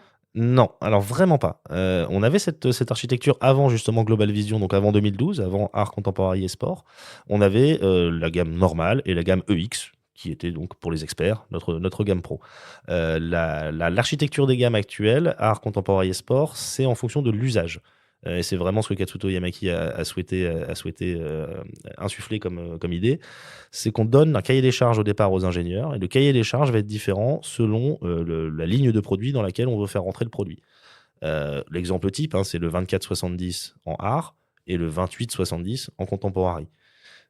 Sur la gamme contemporary, on va se permettre de faire peut-être des compromis sur les focales, sur les ouvertures et sur les matériaux mécaniques, c'est-à-dire qu'on va utiliser plus de polycarbonate et un peu moins de métal pour avoir des produits plus compacts et plus légers. Donc art, c'est sans compromis qualité optique et mécanique. Sport, c'est la même chose, mais plutôt pour des longues focales. Et contemporary, c'est les mêmes verres, les mêmes moteurs, les mêmes composants vraiment internes, mais une carrosserie peut-être un petit peu plus polycarbonate et moins métal, et des ouvertures et des focales un peu moins extrêmes pour plus de compacité. Dans tout cela, où vont se positionner ces fameuses focales fixes dont on parle depuis le début, qu'on affectionne, les E-Series? Les I-Series. I-Series. I-Series, Oui, tout à fait. c'est un I majuscule. C'est un I majuscule, c'est le I en fait. Encore une fois, c'est une idée de notre président, c'est de retrouver du plaisir. Et le plaisir, c'est avant tout personnel. Donc le I, c'est le jeu en anglais en fait. C'est une série d'optiques qu'on achète pour se faire plaisir principalement. Elles n'ont aucune utilité particulière pour un professionnel. Si ce n'est un peu de compacité pour la vidéo. Mais le principe, c'est de choisir ces optiques parce que, en effet, on se fait plaisir. Et tu le disais, des focales un petit peu alternatives, un 45 mm, un 65 mm, des focales un petit peu différentes, un 90 pour la street, ultra compact. F2.8. F2.8. Donc, c'est des optiques. Donc, encore une fois, on est dans la ligne contemporary. Donc, on n'est pas sur des focales fixes qui ouvrent à 1.4 comme on peut le faire avec la ligne art. On est quand même sur une construction tout métal, donc là c'est une variante, on va dire, dans la ligne contemporary, mais ça même reste... le pare-soleil et le petit bouchon aimanté, ça c'est un tout truc à fait génial. Ça c'est qu'on trouve pas partout, mais ça fait une ça, petite coquetterie qui est sympathique. Oui, et qui est une belle innovation et qui est très pratique, à l'usage. Mais donc c'est des optiques plaisir, et ça va un petit peu avec le BF, qui est aussi un boîtier plaisir, et ces optiques se marient particulièrement bien avec le BF. Ouais, tu vois, j'apprends un truc, je savais pas que le I était en référence à jeu. Bah moi non plus. C'est pour ça que on n'est pas venu pour rien. On profite d'avoir l'interlocuteur de choix pour poser les questions qu'on a en suspens. Et sur votre approche vidéo, cinéma, vous avez repris du coup cette logique art, contemporary, sport? Alors pas du tout. Sur le cinéma, on a une première ligne de produits qui était sortie. Alors d'abord, on a porté des zooms 18, 35 et 50-100. Des focales qui étaient très appréciées par des vidéastes qui étaient utilisés pour faire de la vidéo. En micro 4 tiers, c'est redoutable. En micro 4 tiers. Ouverture 1.8 et en Super 35, qui était le format de cinéma jusqu'au début des années 2020, on va dire. C'était encore le Super 35 qui dominait. Donc on a commencé avec des zooms très, très lumineux. Ensuite, on avait toute cette série de focales fixes ouvrant à 1.4, sauf les extrêmes, le 14-1.8 et le 135-1.8, qui eux aussi se prêtaient particulièrement bien à un portage cinéma, avec une homogénéité dans la gamme de produits. Et fort de ce succès, nos ingénieurs ont travaillé sur le développement d'une nouvelle ligne qui s'appelle les Aizu Prime, qui ont été annoncées là dernièrement au mois de juin au Cinégear.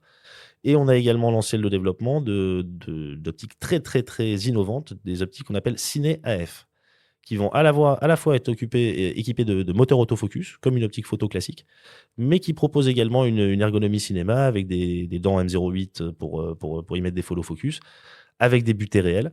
Donc on peut l'utiliser à la fois comme un vrai objectif de cinéma, et à la fois comme une optique photo, selon les besoins et le nombre de personnes disponibles sur le tournage. Jeff, c'est quoi tes optiques de prédilection? Alors, donc, en fait, j'ai utilisé le Foveon DP Quattro. Et donc, ça, sont des optiques fixes.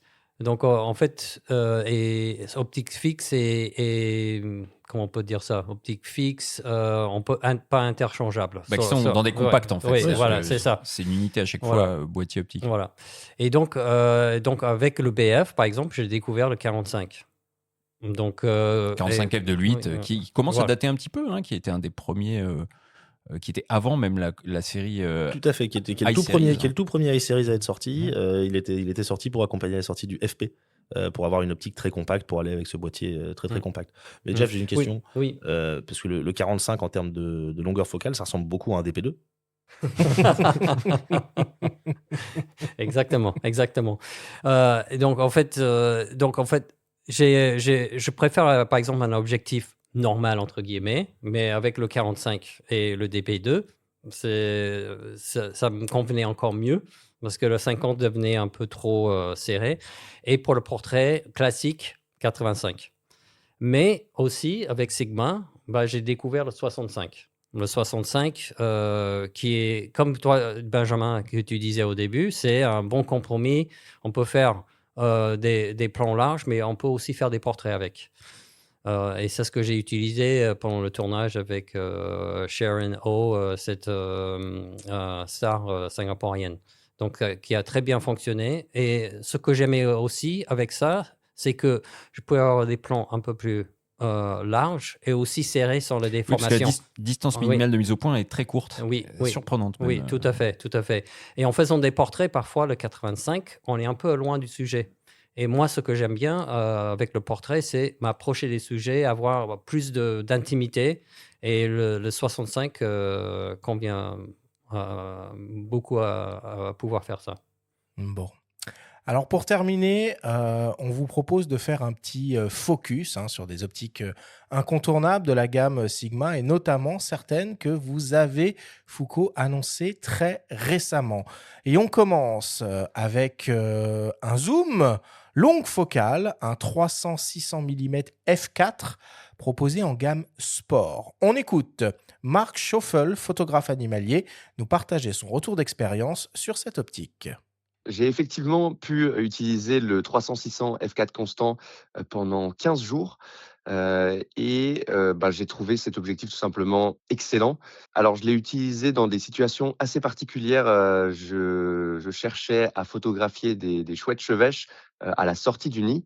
Donc, on était période mi-août, fin août. Donc, c'était une période où le soleil commence déjà à se coucher assez tôt. Donc on est dans des conditions de luminosité assez faibles et c'est là que j'ai trouvé que ce 300-600, il excellait en fait par sa grande ouverture constante. En fait, ce qui m'a vraiment frappé avec cet objectif-là, c'est déjà premièrement sa qualité optique qui est quand même assez phénoménale pour cette gamme de prix. D'habitude, on trouvait toujours que les 600 mm f4, ils étaient un petit peu inaccessibles parce que c'était des objectifs qui étaient vraiment très haut de gamme avec un prix quand même assez exorbitant. Et là, on se retrouve avec déjà 2 avantages. C'est l'avantage du prix qui est quand même 2 fois moins cher qu'une focale fixe. Et en plus de ça, on a la possibilité de dézoomer jusqu'à 300 mm qui est quand même assez confortable quand on fait de la photographie animalière. Et surtout, pour mon cas, je fais de la vidéo animalière. Donc, le fait de pouvoir avoir un zoom, en fait, c'est vraiment ultra, ultra confortable. Ça m'est déjà arrivé en fait sur du martin pêcheur de faire des photos à 400 mm parce que en fait il s'est posé trop près de moi et c'était pas du tout prévu. Donc avec un 600 mm f4, j'aurais été coincé, j'aurais eu un trop gros plan en fait de l'oiseau. Et pour moi, c'est super important cette polyvalence-là sur le terrain. C'est en fonction de mes besoins personnels. Je sais que ça va pas être le cas de tout le monde. Il y a des personnes qui auront besoin de cette rafale supérieure aussi qu'on a, parce qu'effectivement, il ne faut pas oublier que le 300-600, il est bridé sur les boîtiers Sony. On a une rafale qui est limitée à 15 images par seconde, alors qu'on peut monter jusqu'à 30 images par seconde sur un A1 Mark II, voire 120 images par seconde sur un A9 III. Donc ça peut poser problème à certaines personnes, et ça, je le comprends entièrement. C'est vrai que c'est pas commun de présenter, Foucault, un zoom comme une focale fixe qui a l'option de dézoomer. Pourquoi vous n'avez pas fait un 600 mm f4 ? Je pense que ça vient du succès qu'avait eu le 120-300-2.8. Enfin, les Ah, 120-300-2.8. Parlons-en de ce 120-300-2.8. Voilà une belle optique qu'on aimerait voir en hybride. Alors, figure-toi, Benjamin, que quand je suis rentré chez Sigma, donc comme tu le disais, Arthur, il y a plus de 12 ans, on avait le 120-300-2.8 au catalogue. Et une des premières choses que j'avais demandé à Monsieur Ossonnet, que vous avez entendu un peu plus tôt, mais pourquoi ne fait-on pas un 300-600 f4 ? Ce serait le complément parfait. Bon, j'ai attendu 12 ans, mais mon vœu a été exaucé. Mais malheureusement, écoutez, a priori. Lentement, la traduction a pris du temps à se faire. Mais malheureusement, on n'a plus le 120-300-2.8 au catalogue. Mais ça, c'est une sacrée optique. Ça, c'était une sacrée optique. Et je me souviendrai toujours d'avoir discuté avec un photographe animalier dans la région de Fontainebleau et qui me disait moi, je me balade avec mon 120-300-2.8. Et puis, souvent, le chevreuil, il prévient pas quand il débarque au coin du bois. Et donc, si je suis à 300, et en plus, il était équipé d'un téléconvertisseur. Et donc, souvent, s'il mettait un 302.8 avec un téléconvertisseur, il était bloqué. Alors qu'avec le 120-300, il pouvait dézoomer. Même concept pour le 300-600. Marc, il met le doigt sur un point important pour les utilisateurs de boîtiers Sony sur les optiques Sigma, notamment sur ces très longues focales qui sont destinées au sport et à l'animalier. Il y a une contrainte quand même, c'est qu'on ne peut pas utiliser pleinement les possibilités en rafale sur certains boîtiers avec ces objectifs-là. C'est là qu'arrive la limite de l'accord avec Sony sur cette monture. Ah, j'imagine que c'est un problème. Et c'est pas que pour vous, d'accord. d'ailleurs. Non, c'est pour toutes les optiques, comme ils les appellent, tierces. J'imagine que c'est dû à des problématiques de contrat. Après, je suis peut-être un ancien, mais je me souviens d'avoir vu des titres quand le D5 était sorti, le roi du sport, avec un 13 ou 14 images par seconde. Ouais, ok, mais bon. C'était une époque où il y avait des miroirs encore. Voilà. Non, mais la question aujourd'hui, la vraie question qui se pose, c'est combien d'utilisateurs, alors mis à part quelques pros qui travaillent pour des agences, combien d'utilisateurs ont réellement besoin de prendre 30 ou voire 120 Question images qu'on par aborde seconde. souvent à ces micros. Voilà, Évidemment, l'editing, je ne veux pas imaginer l'editing à 120 images par seconde. Le FP première génération montait à 27 en shutter électronique. Je me suis amusé à faire quelques rafales. Déjà 27 images par seconde, l'editing est absolument fatigant, je veux dire. Donc 120 images par seconde, oui, ça s'adresse à quelques pros de sport et d'agences de presse, mais dans l'utilisateur lambda, combien ont réellement besoin d'avoir 120 images par seconde? Ok. Alors, vous mettez l'accent en particulier ces derniers temps sur les longues focales. Donc, il y a ce 300-600 mm f4. Il y a eu un très beau 500 mm f5.6. Et il y a aussi une optique un peu ovni, exceptionnelle, qui n'existe plus, mais qui existe désormais grâce à Sigma, un 200 mm f2. Bon, 200 mm, c'est presque un peu trop court pour du sport et pour de l'animalier. Mais Jeff, pour du portrait, ça peut être assez cool, non? En fait, c'est comme j'avais expliqué, c'est pas dans mes habitudes de travailler avec une focale aussi longue. Mais là encore, Sigma m'a poussé dans mes limites et on m'a proposé de tester cet objectif pour les portraits.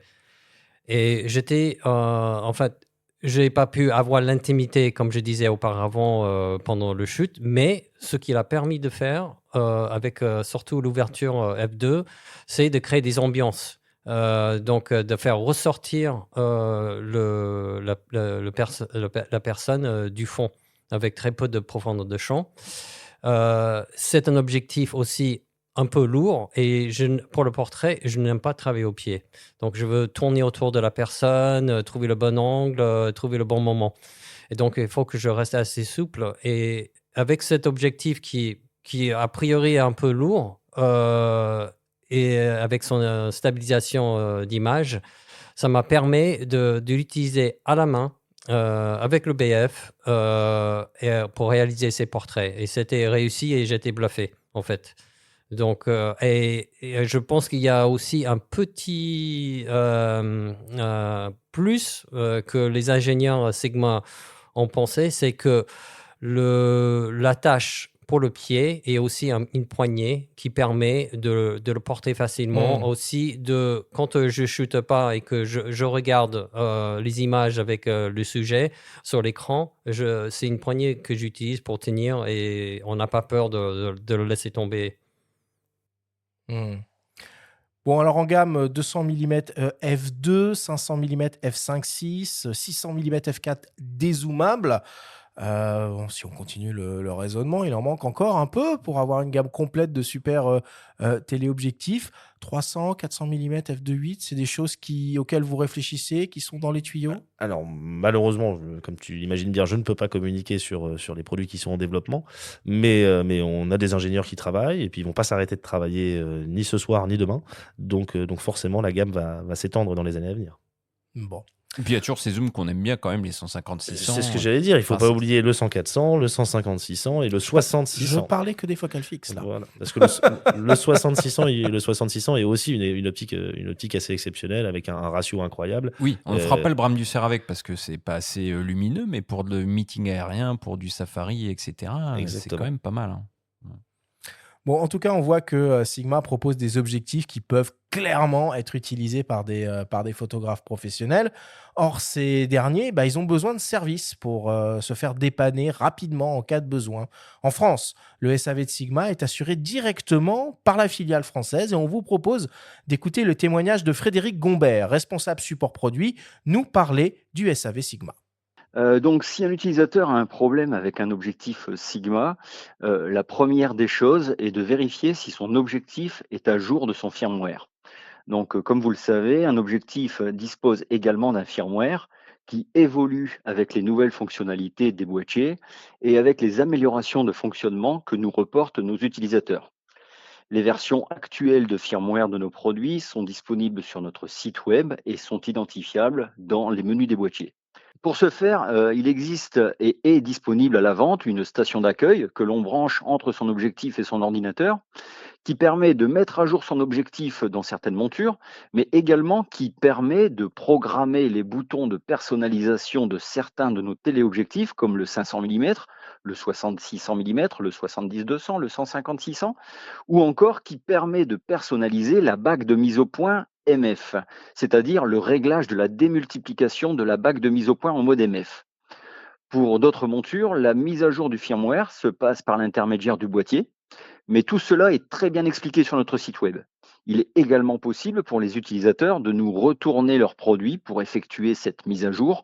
Dans ce cas, seuls les frais de port aller seront à la charge de l'utilisateur. L'opération de mise à jour et les frais de port retour seront pris en charge par Sigma France. Si l'objectif est à jour de son firmware, il existe plusieurs possibilités pour nous faire parvenir votre produit Sigma en réparation. Il faut effectivement nous le faire parvenir, car nous sommes seuls réparateurs agréés par la marque en France. En effet, nos techniciens suivent des formations au sein de notre usine de fabrication à Aizu, au nord du Japon, afin d'apprendre directement les gestes de réparation et les techniques particulières de réglage auprès de nos techniciens et ingénieurs japonais. Il en est de même pour toutes les filiales et distributeurs Sigma dans le monde. Donc, si un utilisateur rencontre un souci avec l'un de nos produits Sigma, il peut nous l'envoyer directement en suivant la procédure décrite sur notre site web, ou peut également déposer son produit chez son revendeur habituel qui nous le fera parvenir. Alors, nous avons un délai très court de réparation, hein. La plupart des réparations sont effectuées en une journée chez nous. Il arrive dans le cas d'une indisponibilité de pièces détachées que cela prenne un peu plus de temps, mais la moyenne est réellement de 2 ou 3 jours maximum. Donc, si vous rencontrez un problème avec votre produit, vous pouvez nous l'envoyer, mettons le lundi. Nous le recevons le mardi, il part le mercredi ou jeudi de chez nous et vous le récupérez le vendredi sans aucun problème pour effectuer des photos durant le week-end suivant. Le fer de lance du service après-vente Sigma est qu'il est accessible et est à l'écoute des utilisateurs. Si vous rencontrez un problème de fonctionnement, n'hésitez pas à nous contacter par mail ou par téléphone afin d'avoir des informations ou de trouver la solution qui réglera le phénomène que vous rencontrez. Bon, je crois qu'on peut difficilement être plus clair que Frédéric là-dessus. Tu as déjà eu affaire au SAV Sigma, Jeff? Non, pas du tout. C'est plutôt bon signe. Oui, tout à fait. Et une question quand même sur le SAV, parce qu'il y a un moment, je ne sais pas si c'est toujours le cas, vous proposiez même le changement de monture. Oui, ça existe C'est toujours. toujours possible. Tout à fait. C'est-à-dire que tu es en montureux, tu veux passer en monturel, Aucun problème. c'est possible. C'est possible. Alors le prix du changement dépend du type d'optique.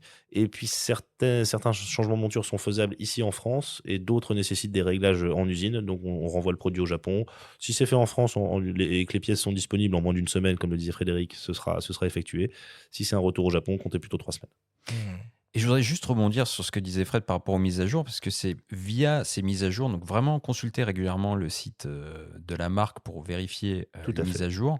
Je m'étais aperçu, comme ça, un peu par hasard, sur une mise à jour du 105 mm, donc Sigma f2.8 macro, qu'il est possible avec cette optique d'utiliser des doubleurs de focale. Alors tu disais que... Tout à fait. Mais en monturel En uniquement. monturel uniquement. Voilà. Donc ça, Exactement. c'est quand même un truc qui est pas si banal que ça. Alors, on l'a vu récemment chez d'autres constructeurs qui commençaient à le proposer. Il me semble que pour nous, sur les optiques macro, on l'a toujours proposé, de mémoire. Mais ça fait partie des trucs pas forcément mis en avant. Donc, au gré des mises à jour, on peut j'entends des fois ton tomber message. sur des caractéristiques. On essaiera de le communiquer, et c'est vrai, et l'intérêt, c'est que ça fait augmenter le rapport de reproduction, donc ça, Bah, bien sûr, ouais. c'est très intéressant. Alors Foucault, tu nous expliques que Sigma, c'est une entreprise à taille humaine, c'est une entreprise accessible. Donc explique-nous un peu quelle est la démarche si on est photographe, on est vidéaste et qu'on veut rentrer en contact avec Sigma, que ce soit pour montrer son travail, faire un retour d'expérience, tester un produit sur un projet, comment on fait? Eh bien, on se rend sur le site sigma-photo.fr. On va tout en haut dans le menu, en haut à droite. Il doit y avoir un onglet partenariat ou quelque chose qui y ressemble. Et donc, on a un formulaire de contact dédié à ce type de demande. Et donc, on va demander quelques renseignements à l'utilisateur, bien entendu. Et ensuite, c'est Renaud, notre responsable marketing, qui va prendre le relais, qui va analyser les différentes demandes et y répondre de manière négative ou positive selon les cas. Il est préférable de posséder déjà une optique Sigma si on souhaite travailler avec Sigma. Bon. Alors, au-delà des longues focales, Sigma a aussi fait très fort ces derniers temps sur des focales fixes un peu plus standards, inédites. Alors, on a vu arriver un 135 mm, pas f1.8, mais f1.4, un 15 mm f1.4 fisheye, un 28-45 mm f1.8 et même un 28-105 mm f2.8. On vous propose d'écouter Emmanuel Poteau, photographe de concert, nous partageait son retour d'expérience sur cette optique, le 28-105 mm f2.8. Il y a un an, j'avais fait une conférence lors du salon de la photo à Paris pour Sigma et je vantais les mérites du 24-70. Mais le 24-70 avait pour moi un petit défaut, c'est que parfois, selon la taille de la scène, il manquait un peu de longueur. Alors, ce qui est assez typique, hein, les 24-70 existent depuis bien longtemps. Pour moi, ça faisait partie de la sainte trinité des photos de concert. Et en réalité, le 28-105, il a amené une longueur supplémentaire. Alors, même si chez Sigma, on m'a dit attention, tu perds 4 mm. Pour moi, techniquement, c'était pas trop un problème, puisqu'effectivement, il y a 14-24 à côté qui est déjà très efficace et très intéressant. Mais le 28-105, c'est 30 mm en plus. Ils amènent cette capacité à aller chercher du détail supplémentaire sans avoir à changer d'objectif et à passer par exemple sur un 70-200 et donc s'alourdir d'un troisième potentiel objectif. Alors effectivement, pour moi, c'était important qu'on tombe sur une focale qui ouvre à 2.8 et surtout en constant. Pour nous qui, en concert, avons besoin de lumière, c'était hyper important. Le 4, pour moi, n'aurait pas suffi, même si les Sony ont une bonne capacité de captation de la lumière, même s'ils ont une bonne montée en ISO, etc. Pour le coup, effectivement, le 2.8 va me permettre de gagner même ne serait-ce qu'en vitesse. Pour moi qui filme des concerts très hardcore, métal, etc., où ça bouge beaucoup, c'était important d'avoir un maximum d'ouverture pour pouvoir capter ces mouvements rapidement. Je trouve que le 28-105 est tellement efficace que la question du poids, de la taille, je peux pas dire que ce soit un problème dans mon quotidien. Je l'utilise même régulièrement, j'avoue, au-dessus du public. Il est pas rare que je lève l'appareil photo avec l'objectif accroché au boîtier et je me dis pas, tiens, c'est trop lourd ou quoi que ce soit. C'est pas comme si on parlait d'un 150-600 mm. Moi, j'avoue qu'à l'heure actuelle, je trouve pas que la question de l'encombrement ou du poids soit vraiment un problème par rapport à cet objectif-là. Au contraire, à ce jour, c'est vraiment pas un objectif que je prends véritablement en défaut, que ce soit 28 ou 105 mm, je suis toujours hyper satisfait du piqué de l'appareil. Après, maintenant, forcément, si on pose la question, par exemple, d'un vignettage, je suis dans des conditions sombres, c'est pas quelque chose qui va forcément me sauter à l'œil. Mais techniquement, quand je fais des photos de groupe, quand je fais des photos sur scène, c'est pas des choses que j'ai véritablement observées. Par contre, il y a toujours ce piqué incroyable des objectifs de Sigma. Ça, c'est vraiment un point sur lequel moi, je me régale. Quand on zoome, alors c'est presque même d'ailleurs frustrant parce que des fois, quand on travaille ces photos dans Lightroom, on peut zoomer et voir la qualité de détail, etc. Et par moment, ces photos terminent simplement dans un carrousel Instagram et les gens peuvent pas bénéficier de ça. Ça, c'est vraiment dommage. Mais moi, c'est vraiment un objectif qui est accroché à mon appareil en permanence. C'est l'objectif principal. Je l'utilise même pour faire des capsules vidéo que j'utilise sur mon Instagram. J'ai eu un vrai coup de cœur pour cet objectif-là. 28-45 f1.8, 28-105 f2.8, c'est des zooms avec des plages de focale peu communes, des ouvertures peu communes. Ça crée presque des nouveaux usages. Ça trouve son public, ce genre d'objectif, où finalement les photographes sont très conservateurs et quand il s'agit d'un 24-105, f4 only. Réponse différente pour les deux objectifs. 28-45, on s'adresse pas forcément à des photographes, on s'adresse plutôt à des vidéastes. Hein. La plage focale est très très courte, alors même si c'est très lumineux, c'est un objectif qui a plus été conçu avec les vidéastes et le cinéma en perspective. Le 28-105, je te confirme, Arthur, je vous confirme, Benjamin, que oui, ça a rencontré son public, que ce soit en monture E ou en monture L. Et alors, il y a à la fois les photographes de reportage, comme Emmanuel, mais également des vidéastes. Le 24-105 f4 aujourd'hui peut être remplacé par un 28-105 f2.8 sans aucun problème. Et ce qui est intéressant, c'est d'entendre que finalement, le poids, dans certains cas, n'est pas un problème. C'est-à-dire que lui, il a des besoins et ça ne le dérange pas. On s'adresse à un photographe professionnel. Je pense que la plupart des photographes il y a beaucoup de photographes pros qui ont mal au dos à force de porter des sacs. Oui, etc. alors c'est des sacs, mais là, 28-105, lui, il le dit. Il prend pas un gros sac, il prend plus son 70-200. Donc il a un sac qui est fortement allégé. Donc même si au bout du bras, c'est peut-être un petit peu plus lourd qu'un 24-70, le sac est allégé d'1,5 kg, voire d'un 70-200 en moins. Donc à la fin de la journée, l'équilibre peut se trouver. C'est des produits qui peuvent te séduire, ça, Jeff. C'est zoom à ouverture constante, ultra lumineux, avec en sous-titre la promesse d'obtenir la qualité d'image d'une focale fixe, mais avec la polyvalence du zoom. Oui, tout à fait. Ce dont j'ai besoin, c'est d'avoir cette capacité d'avoir une très grande ouverture pour capter le maximum de lumière, pour avoir le flou derrière le sujet. En zoom, même si je ne le pratique pas, mais avoir cette qualité-là, et moi je viens d'une époque où les zooms étaient mal vus parce qu'il y avait des défauts de qualité optique. Ça commence à dater, cette époque-là, quand même. Oui. Sans te faire injure. Oui, tout à fait. Donc, d'avoir la possibilité d'avoir le zoom pour un portrait où ça me permet d'avoir un gros plan ou bien un plan moyen sur le sujet, ça m'intéresserait fortement. Bon.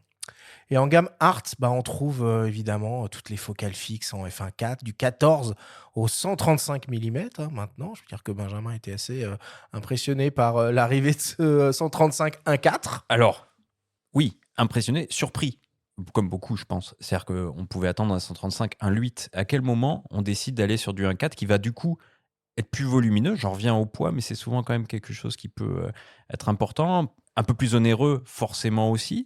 C'est à la fois aussi un pari, un pas de côté, et puis encore une fois une singularité. Alors, la singularité, ça chez Sigma, on affectionne particulièrement, donc c'est pas vraiment le sujet. On avait un 105 1.4. Alors ça, j'allais y venir. Surtout avec notre invité qui aime le portrait. Mais c'est lié. C'est comme le 120-300. C'est exactement. Mais il faut pas oublier le passé si on veut savoir où on va. Et chez Sigma, on n'est pas de ce genre-là. Et donc le 105 1.4, il faisait 1,6 kg. Il avait une lentille frontale de 105 mm. Mais merveilleuse optique à portrait. Le bokeh master, comme on aimait à l'appeler en interne. Et là, on se retrouve avec un 135 1.4 qui est plus léger que le 105 1.4. Donc, c'est la technologie, comme le disait Monsieur Ossonnet. Le développement des technologies sur les lentilles asphériques nous permet d'avoir aujourd'hui un 135 1.4. Alors, l'encombrement est quasiment le même que le 105 1.4, mais le poids, on est 300 grammes plus léger. Et on a un 135. Donc un 105 1.4 hybride serait encore plus léger. Il serait potentiellement. Il pourrait l'être, tout à fait. Et pour compléter cette très belle famille de focales fixes, vous avez aussi des modèles ultra lumineux f1.2 avec un 50 mm f1.2 et un 35 mm f1.2 qui vient tout juste d'arriver en seconde génération. Tout à fait. Parallèlement à ces objectifs un peu iconiques qui font rêver beaucoup de monde, vous faites aussi des objectifs plus accessibles, plus à destination des photographes qui veulent un seul et unique objectif pour tout faire, pas trop lourd, pas trop encombrant, et ce qu'on appelle schématiquement le zoom de voyage. Cette année, 2 versions. Une version pour les capteurs APS-C, déclinée dans quasiment toutes les montures du marché, si ce n'est toutes les montures du marché, et une version full frame. Ça a toujours la cote, ce genre d'objectif? Ça a toujours la cote. Aujourd'hui, les photographes, nos auditeurs, sont des passionnés de photos. Et donc, ils vont avoir un équipement très large. Ils vont avoir plusieurs focales fixes, plusieurs zooms de qualité variable, d'ouverture différentes. Mais quand ils vont partir en voyage en famille ou en week-end, ils ont peut-être aussi l'envie de voyager un peu plus léger, de ne pas emmener un sac photo complet et d'avoir une optique qui va leur permettre de ramener des souvenirs, toujours qualitatifs, mais qui ne nécessiteront pas forcément un travail de post-production, des agrandissements gigantesques et autres. Et donc là, on peut se permettre d'emmener un zoom de voyage, que ce soit le 16-300 en APS-C ou le 20-200 qu'on vient de sortir pour le plein format, avec là une volonté d'utiliser encore une fois les évolutions technologiques pour aller de plus en plus au grand angle sur les zooms de voyage comme celui-là. Un 20 mm, 200 mm, ça c'est assez extraordinaire pour le plein format. C'est le rêve de pas mal de photographes. On l'a annoncé le 9 septembre, on les a livrés depuis le 25 septembre et ça fonctionne. Puis c'est des objectifs qui sont abordables aussi. Pour les gens qui n'ont pas forcément des budgets délirants. C'est quoi les prix de ces zooms-là? Alors ceux-là, le 16-300 est à 800 €, un peu moins de 800 €, 750 si ma mémoire est bonne. Le 20-200 est à 900 €. Mais dans ta déclinaison au départ, il y a aussi les primo-accédants, les débutants. Qui n'ont pas forcément les moyens de nos clients habituels. Ni la connaissance produit, exactement, ni la philosophie. Et donc, ils vont s'équiper d'un boîtier avec un objectif de kit, mais qui très rapidement voudront avoir quelque chose d'un peu plus qualitatif. Et donc, on propose par exemple un 18-50 f2.8, très compact, très léger, lumineux, qualitatif, à un prix super abordable à 549 €. Oui, ça sent APS-C aussi, mais c'est vrai. Oui, mais oui, il faut pas oublier que tous les jeunes qui commencent dans la photo ne commencent pas tous avec un boîtier plein format à 3000 € et des optiques qui vont avec. Et puisqu'on parle de zoom APS-C, mais j'ai envie de citer le petit 10-18 aussi, qui est assez singulier. Que j'aime beaucoup. Contemporary, tout petit, mais c'est minuscule. J'ai vu sur des Fuji à l'œuvre. Alors, il manque une bague de diaph. Je trouve que ce serait un vrai plus. Mais bon, à ce prix-là, la qualité f2.8 constant, c'est un petit coup de cœur APS-C. Et, pour rien vous cacher, moi je fais quelques photos aussi à titre perso. J'utilise un FPL, donc il y a un boîtier plein format à 61 millions de pixels. Mais pour gagner en compacité, je mets des optiques APS-C dessus. Oh la vache! Oui, c'est vilain. Mais j'ai t'es en x1.5 direct. Oui, il me reste 24 millions de pixels et j'ai un 10-18 et un 18-50 dans mon sac. Donc je couvre de 16 mm à 75 mm. J'ai moins de 700 grammes. Bon. Pour finir, on va évoquer aussi des objectifs qui sont tout simplement incontournables pour de très nombreux photographes, de très nombreux vidéastes, qui soient experts, passionnés et même professionnels. C'est la célébrissime sainte trinité des zooms f2.8 constants, qu'on appelle aussi les trois dragons, dont la pièce maîtresse est naturellement le 24-70 mm f2.8 proposé en gamme Art, qui lui aussi vient d'être renouvelé très récemment. C'est un objectif incontournable, Foucault. Quelle différence finalement entre un 24-70 mm f2.8 Art et la version 2 qui vient tout juste d'être annoncée? Alors d'abord, permets-moi de te dire que je ne savais pas que tu étais joueur de Mahjong. C'est excellente nouvelle. C'est de là que vient l'expression des dragons. C'est vrai? Oui. T'en apprends plein de trucs aujourd'hui, Benjamin. On s'ouvre à la culture asiatique un petit peu. Non, ce qui est important, c'est qu'on dépasse le cadre de la photo, et ça j'aime bien. On parle de café, beaucoup de choses très sympathiques. Bon, alors les différences entre un 24-70 première génération et un 24-70 deuxième génération. La motorisation. On passe sur des moteurs HLA, donc des moteurs plus puissants et plus précis et plus silencieux. Et on a gagné en poids, on a gagné en taille, et on a gagné en qualité optique, et on a gagné une bague de diaph. Ça me semble être une liste d'arguments assez conséquente. Bon, en tout cas, c'est super. On va conclure là-dessus. On a abordé énormément de sujets. C'est pas exhaustif, évidemment. On pourrait y consacrer une série d'épisodes entières. On peut dire que c'est une belle porte d'entrée quand même. Voilà, c'est une très belle porte d'entrée si vous vous intéressez à l'optique et en particulier à Sigma. Merci beaucoup, Foucault, et merci beaucoup, Jeff, d'avoir partagé toutes ces infos avec nous. On passe à la suite et on attaque le débrief.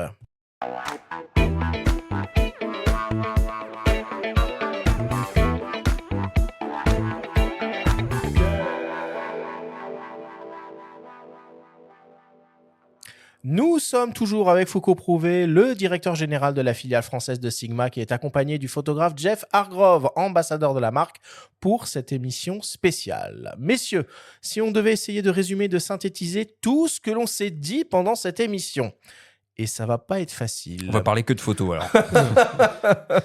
Foucault, est-ce que tu peux nous expliquer la devise de Sigma, The Art of Engineering, Engineering for Art? Michiro Yamaki, le fondateur, un ingénieur. Son fils, le président actuel, un passionné d'art et de culture. La rencontre des deux univers. Un esprit familial, réécouter tout ce qu'on a dit, Bien une entendu. usine au pied des montagnes et quelqu'un d'accessible qui n'a pas son propre bureau. C'est un petit teasing. Jeff, qu'est-ce qui te plaît dans l'utilisation du BF? Ce qui me plaît dans l'utilisation de BF, c'est sa prise en main, où c'est un outil de travail, mais qu'on oublie, et qui me permet de me concentrer sur les images que j'ai envie de faire. Avec bien sûr un design mais incroyable. Foucault, c'est quoi la particularité de la seule usine Sigma qui est située à Aizu? Eh bien, sa particularité principale, c'est qu'elle incorpore des matières premières, elle fait rentrer des matières premières et elle sort des objectifs. Tout ça dans un seul et même lieu. 55 000 m² au sol et entre 70 et 90 000 objectifs fabriqués par mois. D'où la revendication pas usurpée de Made in Japan de bout en bout, quoi. Mais même Made in Aizu, qui Et est donc, oui. l'un des nouveaux slogans de la marque. On va au-delà du Made in Japan, Made in Aizu, la petite ville dans laquelle se situe l'usine. Quels sont les enjeux, Foucault, en termes d'innovation, d'amélioration et de nouvelles technologies optiques dans le futur pour Sigma? Eh bien, comme le disait notre ami Osone-san, les lentilles asphériques, ça reste un domaine d'activité dans lequel il y a encore des progrès à faire, même si Sigma est leader dans ces technologies-là, au niveau même des diamètres de lentilles qu'on peut mouler, il y a encore des progrès technologiques à faire. Et on a des collègues qui s'occupent uniquement de ça, de rechercher les nouvelles technologies qui nous permettront d'améliorer encore la qualité optique. Et après, il peut y avoir des découvertes. Il parlait également de l'IA dans la conception. Tu parlais du 500 f5.6 tout à l'heure. On a un ingénieur qui a découvert qu'en alignant un certain type de lentilles avec une certaine distance, on obtenait le même effet que les lentilles PF, les lentilles Fresnel, Fresnel. Ouais. mais sans la dégradation de qualité qui est engendrée par cette technologie-là. Donc on a un 500-5.6 qui fait la même taille qu'un 500-5.6 Fresnel et le même poids, mais qui qualitativement est très légèrement meilleur parce qu'il utilise des lentilles traditionnelles. Eh B. Quelle est la stratégie de Sigma au niveau des boîtiers entre le BF, les FP et cette espèce de serpent de mer là autour d'un potentiel boîtier avec un capteur Foveon full frame? Alors, étant dans la photo, on préfère parler d'arlésienne, si vous, Oh, joli. si vous me Bravo. le permettez. Ah oui, oui. Le BF, c'est vraiment un boîtier qui est destiné à convertir toute une nouvelle génération à l'appareil photo. Il a été conçu pour être utilisé par des gens qui n'ont jamais utilisé un réflexe numérique ou un hybride numérique dans leur vie et qui peuvent le prendre en main. Ça ressemble plus en termes d'interface à un téléphone portable. Un photographe s'y retrouvera, mais quelqu'un qui n'a jamais utilisé un appareil photo s'y retrouvera aussi. Et donc le but, c'est de convertir tous ces passionnés de photos qui n'utilisent que leur téléphone et de leur mettre un appareil photo entre les mains qui va correspondre à leurs besoins, tout en correspondant aussi aux besoins d'un professionnel comme Jeff, parce que Jeff, il peut aussi faire ses photos avec le même produit, parce que la qualité d'image et l'autofocus sont absolument fantastiques. Les FP, c'est un autre concept, c'est plus un concept modulable, où on va acquérir un boîtier qu'on va accessoiriser comme on le souhaite. Le BF, on ne va pas l'accessoiriser, il est suffisamment beau comme il est. Et le capteur Foveon, eh bien, ça reste un rêve pour nos ingénieurs et je pense pour un certain nombre d'utilisateurs, parce qu'une fois qu'on a goûté au capteur Foveon, c'est vrai que c'est quand même difficile de revenir en arrière. Mais ça, malheureusement, c'est des contraintes technologiques et ça demande de la recherche et du développement, des investissements et du temps. Toi, tu continues à les utiliser, tes Foveon, Jeff? Oui. Alors, ça peut-être on n'en a pas parlé, mais le Bayer, il y a aussi l'effet Bayer, par Le exemple. Bayer, donc tu parles de la matrice de Bayer. Oui, c'est ça. Donc, quand on fait du textile ou des sacs, donc il y a des problèmes juste à cause de la maîtrise du capteur qui fait que on a, je sais pas Elle fait comment. moiré. Oui, voilà, c'est ça. Et le Foveon n'a pas ça. Et alors, c'était très important pour mon travail avec une créatrice de textiles danoise où je faisais des très gros plans de ces textiles en lin et il n'y avait pas cet effet-là. Et bien sûr, le piqué, mais incroyable. En 3D, on avait l'impression qu'on pouvait toucher les fils. Donc, J'ai oublié. Donc tu continues à utiliser Oui, donc, des boîtiers Fauvéon. Il te tarde qu'un Oui. BF Fauvéon voit le jour. Voilà, exact. Peut-être. Voilà, et tout à fait. C'est exactement mes mots. Bon, et quand tu auras un boîtier Fauvéon full frame, quels seront tes objectifs préférés que tu vas vouloir monter dessus? Donc, je reviens, enfin, à moins que Sigma nous surprenne avec d'autres focales, mais je reste sur le 45 et le 65 pour l'instant. Et peut-être le 200 parce que il m'a convaincu qu'il y a son utilité dans le portrait. Foucault, quelles sont les pièces maîtresses dans la gamme des objectifs Sigma? Les objectifs, hein, Alors, j'entends, évidemment. les pièces, je dirais les lentilles, les moteurs. Non, les objectifs, pardon. les modèles. Excuse-moi. Alors, bon, si on parle de volume de vente, hein, soyons bassement commerciaux, tout ce qui est zoom standard, ça c'est aujourd'hui ce qui se vend le plus. Et c'est une évolution assez intéressante, parce que comme tu disais, ça fait 12 ans que je suis chez Sigma. Il y a une dizaine d'années, on était plus sur de la focale fixe. Aujourd'hui, avec les progrès qu'ont fait les zooms, comme on l'a dit tout à l'heure, on voit qu'il y a une appétence pour les zooms. Mais moi, j'aime encore bien quelques focales fixes. J'utilise toujours mon 85 1.4R réflexe sur un SD1 Merrill. Oh là là, ah oui, mais Oui. là c'est Alors, juriste même. il faut pas que le sujet bouge beaucoup, Non. mais si le sujet bouge pas trop, on a des résultats assez exceptionnels. Donc oui, 85 pour le portrait, moi ça reste quand même une focale que j'aime énormément. Et 10-18, j'étais utilisateur de 10-20 en réflexe argentique puis numérique. Et 10-18, j'aime beaucoup les photos grand angle. C'est quoi les montures qui sont couvertes par les objectifs Sigma aujourd'hui? Alors, RF APS-C, X Fujifilm X, un petit peu de 4/3, un petit peu de EFM, un petit peu de Z APS-C et beaucoup de E et beaucoup de L. Et du PL pour le cinéma. Du PL, bien entendu, pour le cinéma. Pourquoi vous présentez votre 300-600 mm comme un 600 mm avec une option de dézoom?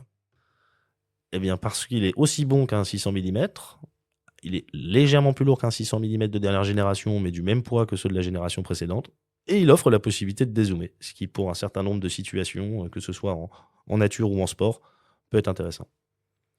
Jeff, si tu devais choisir entre un 28-45 mm f1.8 constant ou un 28-105 mm f2.8 constant, tu choisirais quoi? Bah, le dernier, pour le portrait. Avec, bon, avoir le bokeh master. Bon. Foucault, selon toi, la nouveauté la plus marquante de Sigma cette année en optique? Probablement le 300-600. Oui. Ah ouais, devant le 135 1.4. Bon après c'est sûr que oui. En termes de réaction, en termes de réaction du public, plus sur le 300, ouais. le 300-600, 135, même si ça fait rêver un certain nombre de ouais, photographes, c'est plus restreint. c'est voilà, la cible est quand même moins large. Donc à Montier-Ander, vous y allez avec des wagons, des camions. Alors si on pouvait y aller avec des wagons, on serait très heureux, mais malheureusement la production suit toujours pas, donc on n'a pas, c'est pas forcément toujours disponible. Ça s'améliore. Et pour terminer, Foucault, c'est quoi la particularité du SAV Sigma en France? Sa rapidité d'intervention et la qualité de ses techniciens qui sont formés au Japon tous les ans. Merci pour toutes ces explications.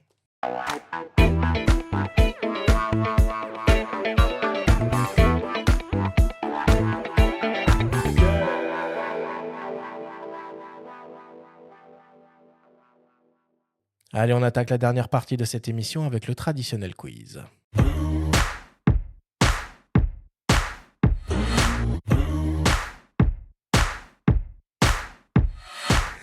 Messieurs, le principe du quiz est très simple. On a reçu des questions de la part de nos auditeurs qu'ils vous ont posées via notre compte Instagram.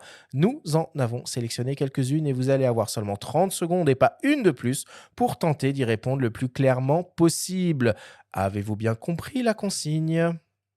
Oui. Alors on y va. Première question pour toi, Foucault, qui nous vient de René Desclous. À quand la monture Nikon Z plein format chez Sigma?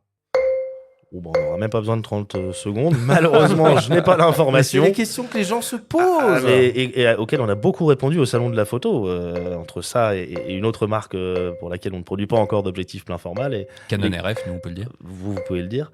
Les questions sont récurrentes. Malheureusement, je n'ai pas d'information. Ouais, mais ce qui est particulièrement frustrant, c'est qu'il y a d'autres constructeurs d'objectifs compatibles qui, eux, vont sur la monture Nikon Z, quoi. Donc, c'est vrai que je comprends pourquoi les gens se demandent quand est-ce que ça arrive. Je comprends également. Les gens dont on fait partie, puisqu'on en parle régulièrement à ces micros.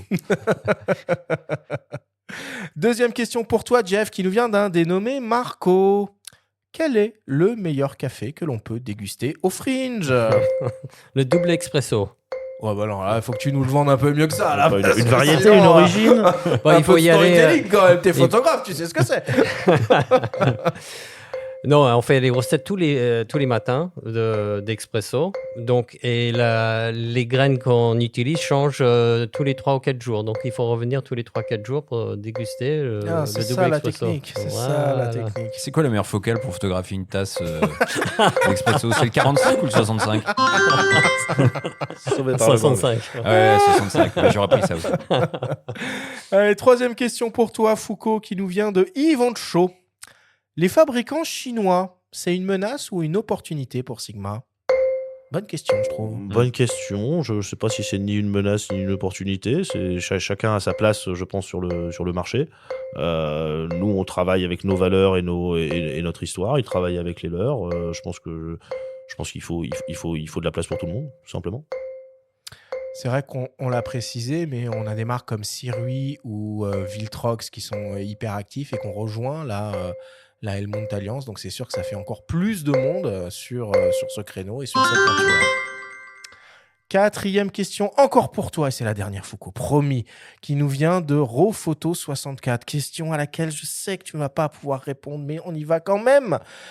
Est-ce que, c'est très concret, est-ce que le 200 mm f2 sera décliné en monture Fujifilm X? Alors, j'ai pas la réponse, mais j'ai fait la demande au Japon. Ça ferait un 300 f2, ça C'est vrai, serait tu as pas fait mal. le Quoi, nom. hein. Ouais. Bah, il existe un 200 f2 chez Fuji en monture Oui, X. ouais. Et le nôtre me semble pas ni plus gros, ni moins compact, ni plus lourd. Donc, il n'y a pas de raison pour qu'on le fasse pas. Qui est blanc d'ailleurs chez Fuji. Il est blanc également, oui. Bon. Ouais, non, mais Je ne sais pas s'il arrivera, mais j'en ai fait la demande.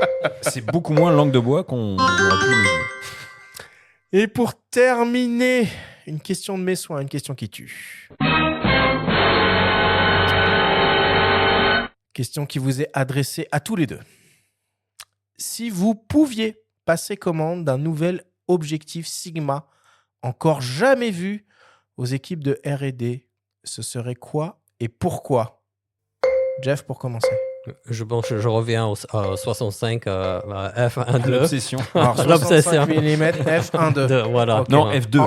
En gamme jeu contemporary ou Ah en bah non, gamme si- jeu série s'il ou est en en- gamme art? Contemporain. Ouais. Bah, il peut pas être 1.2 et contemporain. Bah, c'est ça. Ça ne Il serait Bah ça si, ne- ça n'existe pas. Voilà, on a Ah, le droit pardon, de... excusez-moi.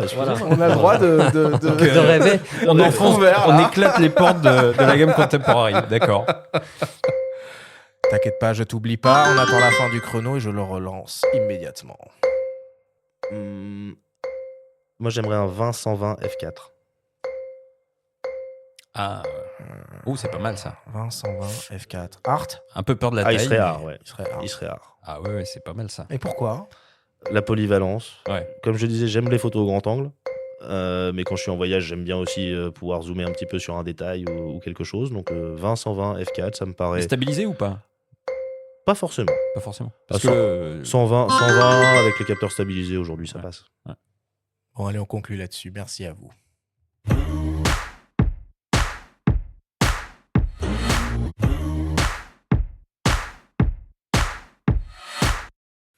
Nous voilà désormais à la fin de cette émission. Foucault, Jeff, c'était un plaisir de vous recevoir dans notre studio à nos micros.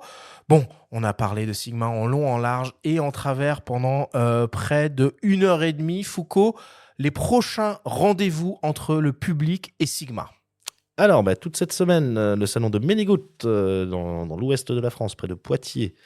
Ensuite, la semaine prochaine, le Satis à Aubervilliers.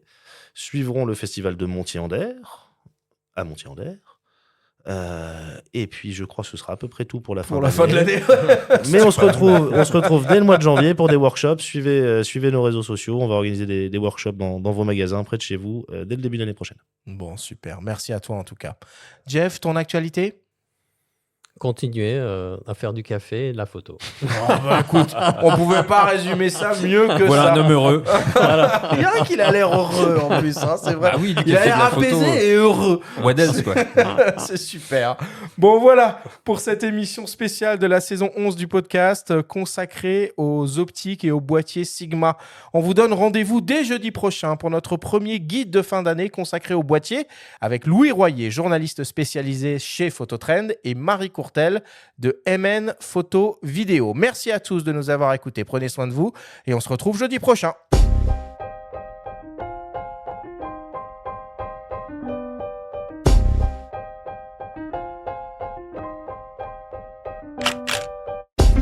C'était Faut pas pousser les ISO, le podcast hebdo pour tous les passionnés de photos et de vidéos. Toutes les semaines, retrouvez Arthur Azoulay, Benjamin Favier et leurs invités pour parler de sujets matos, techniques et inspiration. Abonnez-vous à notre chaîne et retrouvez l'intégralité de nos émissions depuis toutes les plateformes d'écoute, comme Spotify, Apple Podcasts, Deezer, Amazon Music et YouTube. Si vous aimez notre podcast, n'hésitez pas à liker, à vous abonner et à nous laisser un petit commentaire. Rendez-vous jeudi prochain pour un nouvel épisode. D'ici là, faites de la photo et n'oubliez pas, faut pas pousser les ISO.